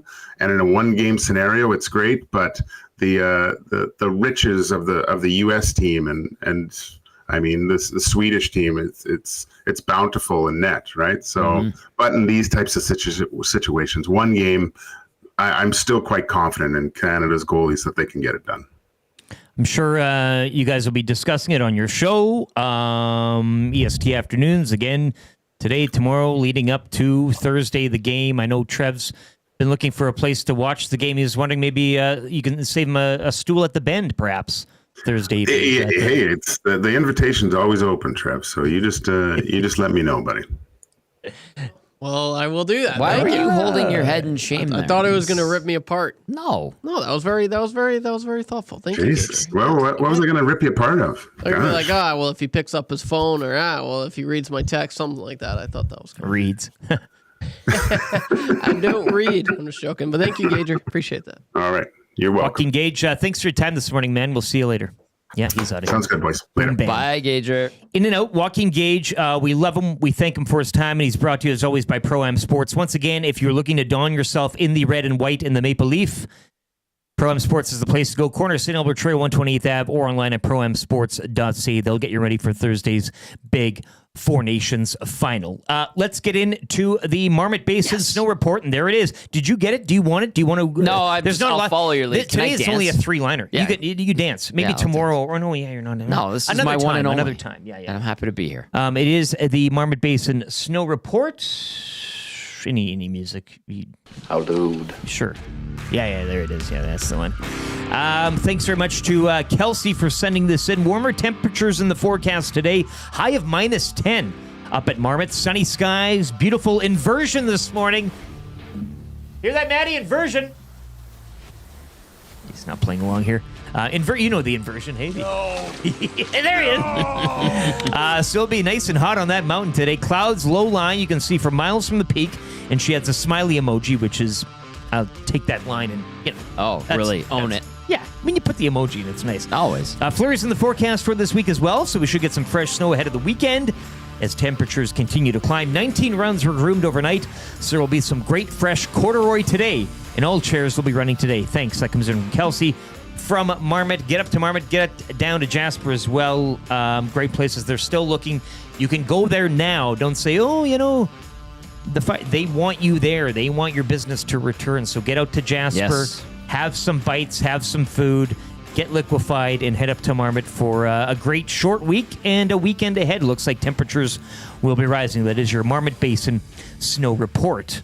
Right now, we'll get into the wrap for William Huff. If you want your place to look as good as ours, WilliamHuff.com, in business since 1952, so you know they're incredible at what they do. WilliamHuff.com. Go see Bruce and the great team there. If you need anything wrapped, they will do it for you. Take it from us. It's a great quality, and it's looking fine. What did we learn on the show today, boys? I know the McAvoy. Well, actually, this show was pretty informative as we had the Vlad Guerrero Jr. Press conference. Meeting with the media, I guess, today. You've been hearing in Trev's sports updates as well, but no extension for old Vladdy. He wants to go to a winning team. I learned that people really hate Ross Atkins and Mark Shapiro.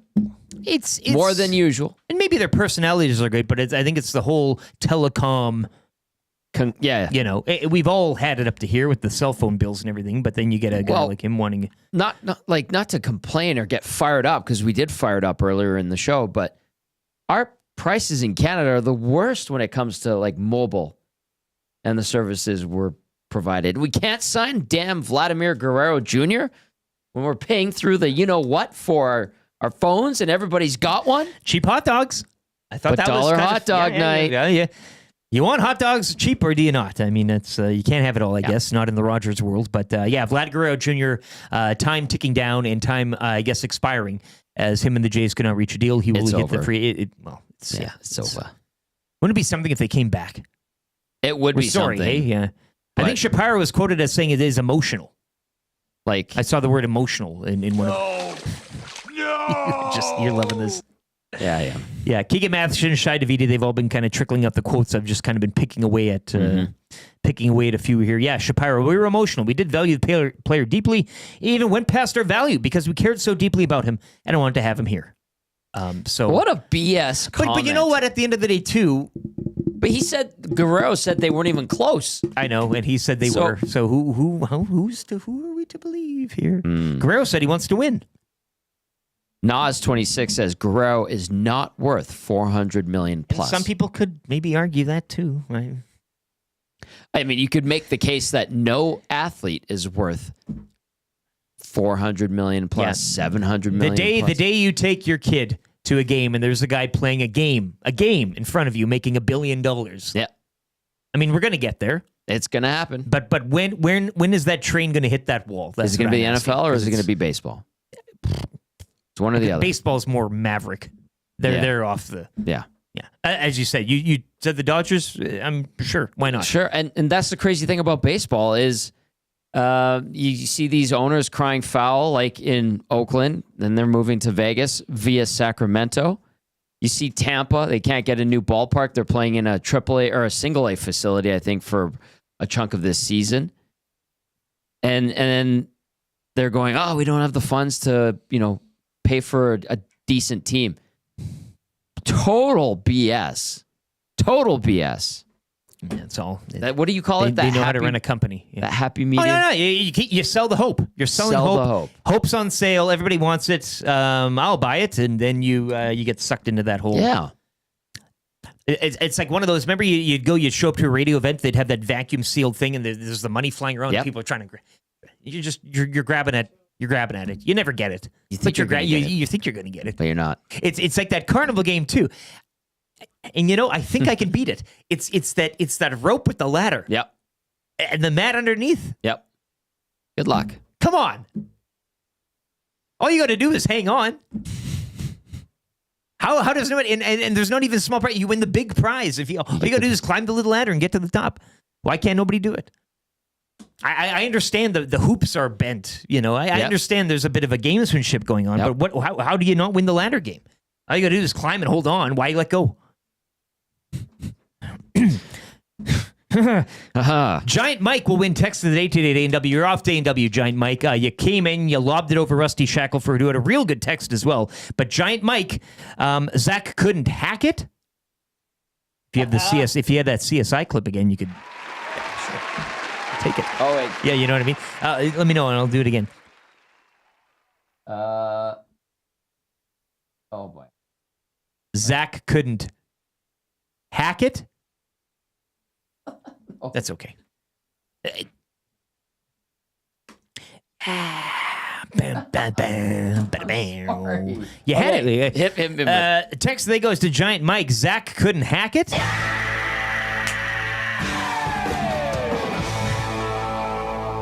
Oh, I love it, Tommy. Great on the ones and twos. No, you were. I mean, this is great. You're off to A&W. Giant Mike will be getting in touch. $20 to A&W is yours, boys. Very quickly, what are we watching tonight? I don't know. I really don't know. What's on tonight? What is there? I'll be watching my PVR north of 60 as I'm continuing to truck through Scotties. Oh yeah, Scotties, absolutely. Yeah. No, yeah. That's on all day long. Yeah. Skurlik and Sturmey both in action. The noon draw today. It looks like Skurlik and Saskatchewan. Sturmey will take on PEI. Didn't really have an update on what was going on in the morning draw. I wasn't keeping an eye on that. But, of course, the afternoon draw at noon and then the evening draw at 5 this evening, Mountain Time. I do have a quick update. Manitoba trails, I believe that's Nunavut, 4-2. Northwest Territories? Yeah. Is that Northwest or is... Because there would be a NWT. Just says NT. That's Northwest Territories. Okay. And then Manitoba... leads Newfoundland in the other draw in the 7th end, 10-2. And then what else do we have? Ontario leading, was it Yukon, 6-4, 7th end? Yep. Yukon with the hammer. And then how many Manitobas are there? 2 Manitobas, but it's a ranking, so they take like the best teams. I like that Quebec rank, though. They're good. Are they winning? Are they beating Manitoba? No, they're down 10-5. 10-5? In the 7th end. Alberta. One of our Alberta teams gets going at noon. And then the other one... Both get going at noon. Gets going at noon as well. Saskatchewan and PEI. Prince Edward these abbreviations suck. You're not liking them, eh? I do not like them. I should know my provinces Can't and read territories. These abbreviations suck. Amishman 19 says, I'm glad Tommy is reading this one. The key word there is reading. We thank everybody for a Tombstone Tuesday, a shortened week, getting you going. Of course, Dustin Nielson will be back tomorrow live from Boston, the home of the Four Nations final. Canada, USA will be setting all that up tomorrow via video link. Dustin Nielson, so we wish him well on his trip. For YouTube, Trev reading the sports updates this morning, a hell of a job. Tom Gazzola filling in as well. It's great doing a show with you. Press another button. I'm your huckleberry. I'm Lieutenant Eric. Thanks so much for listening on the Nielson Show, presented by Southport Chevrolet from the Popeyes Louisiana Kitchen Studio. Stay tuned. The Hangout is next. This is Edmonton Sports Talk, your clear choice for Edmonton sports.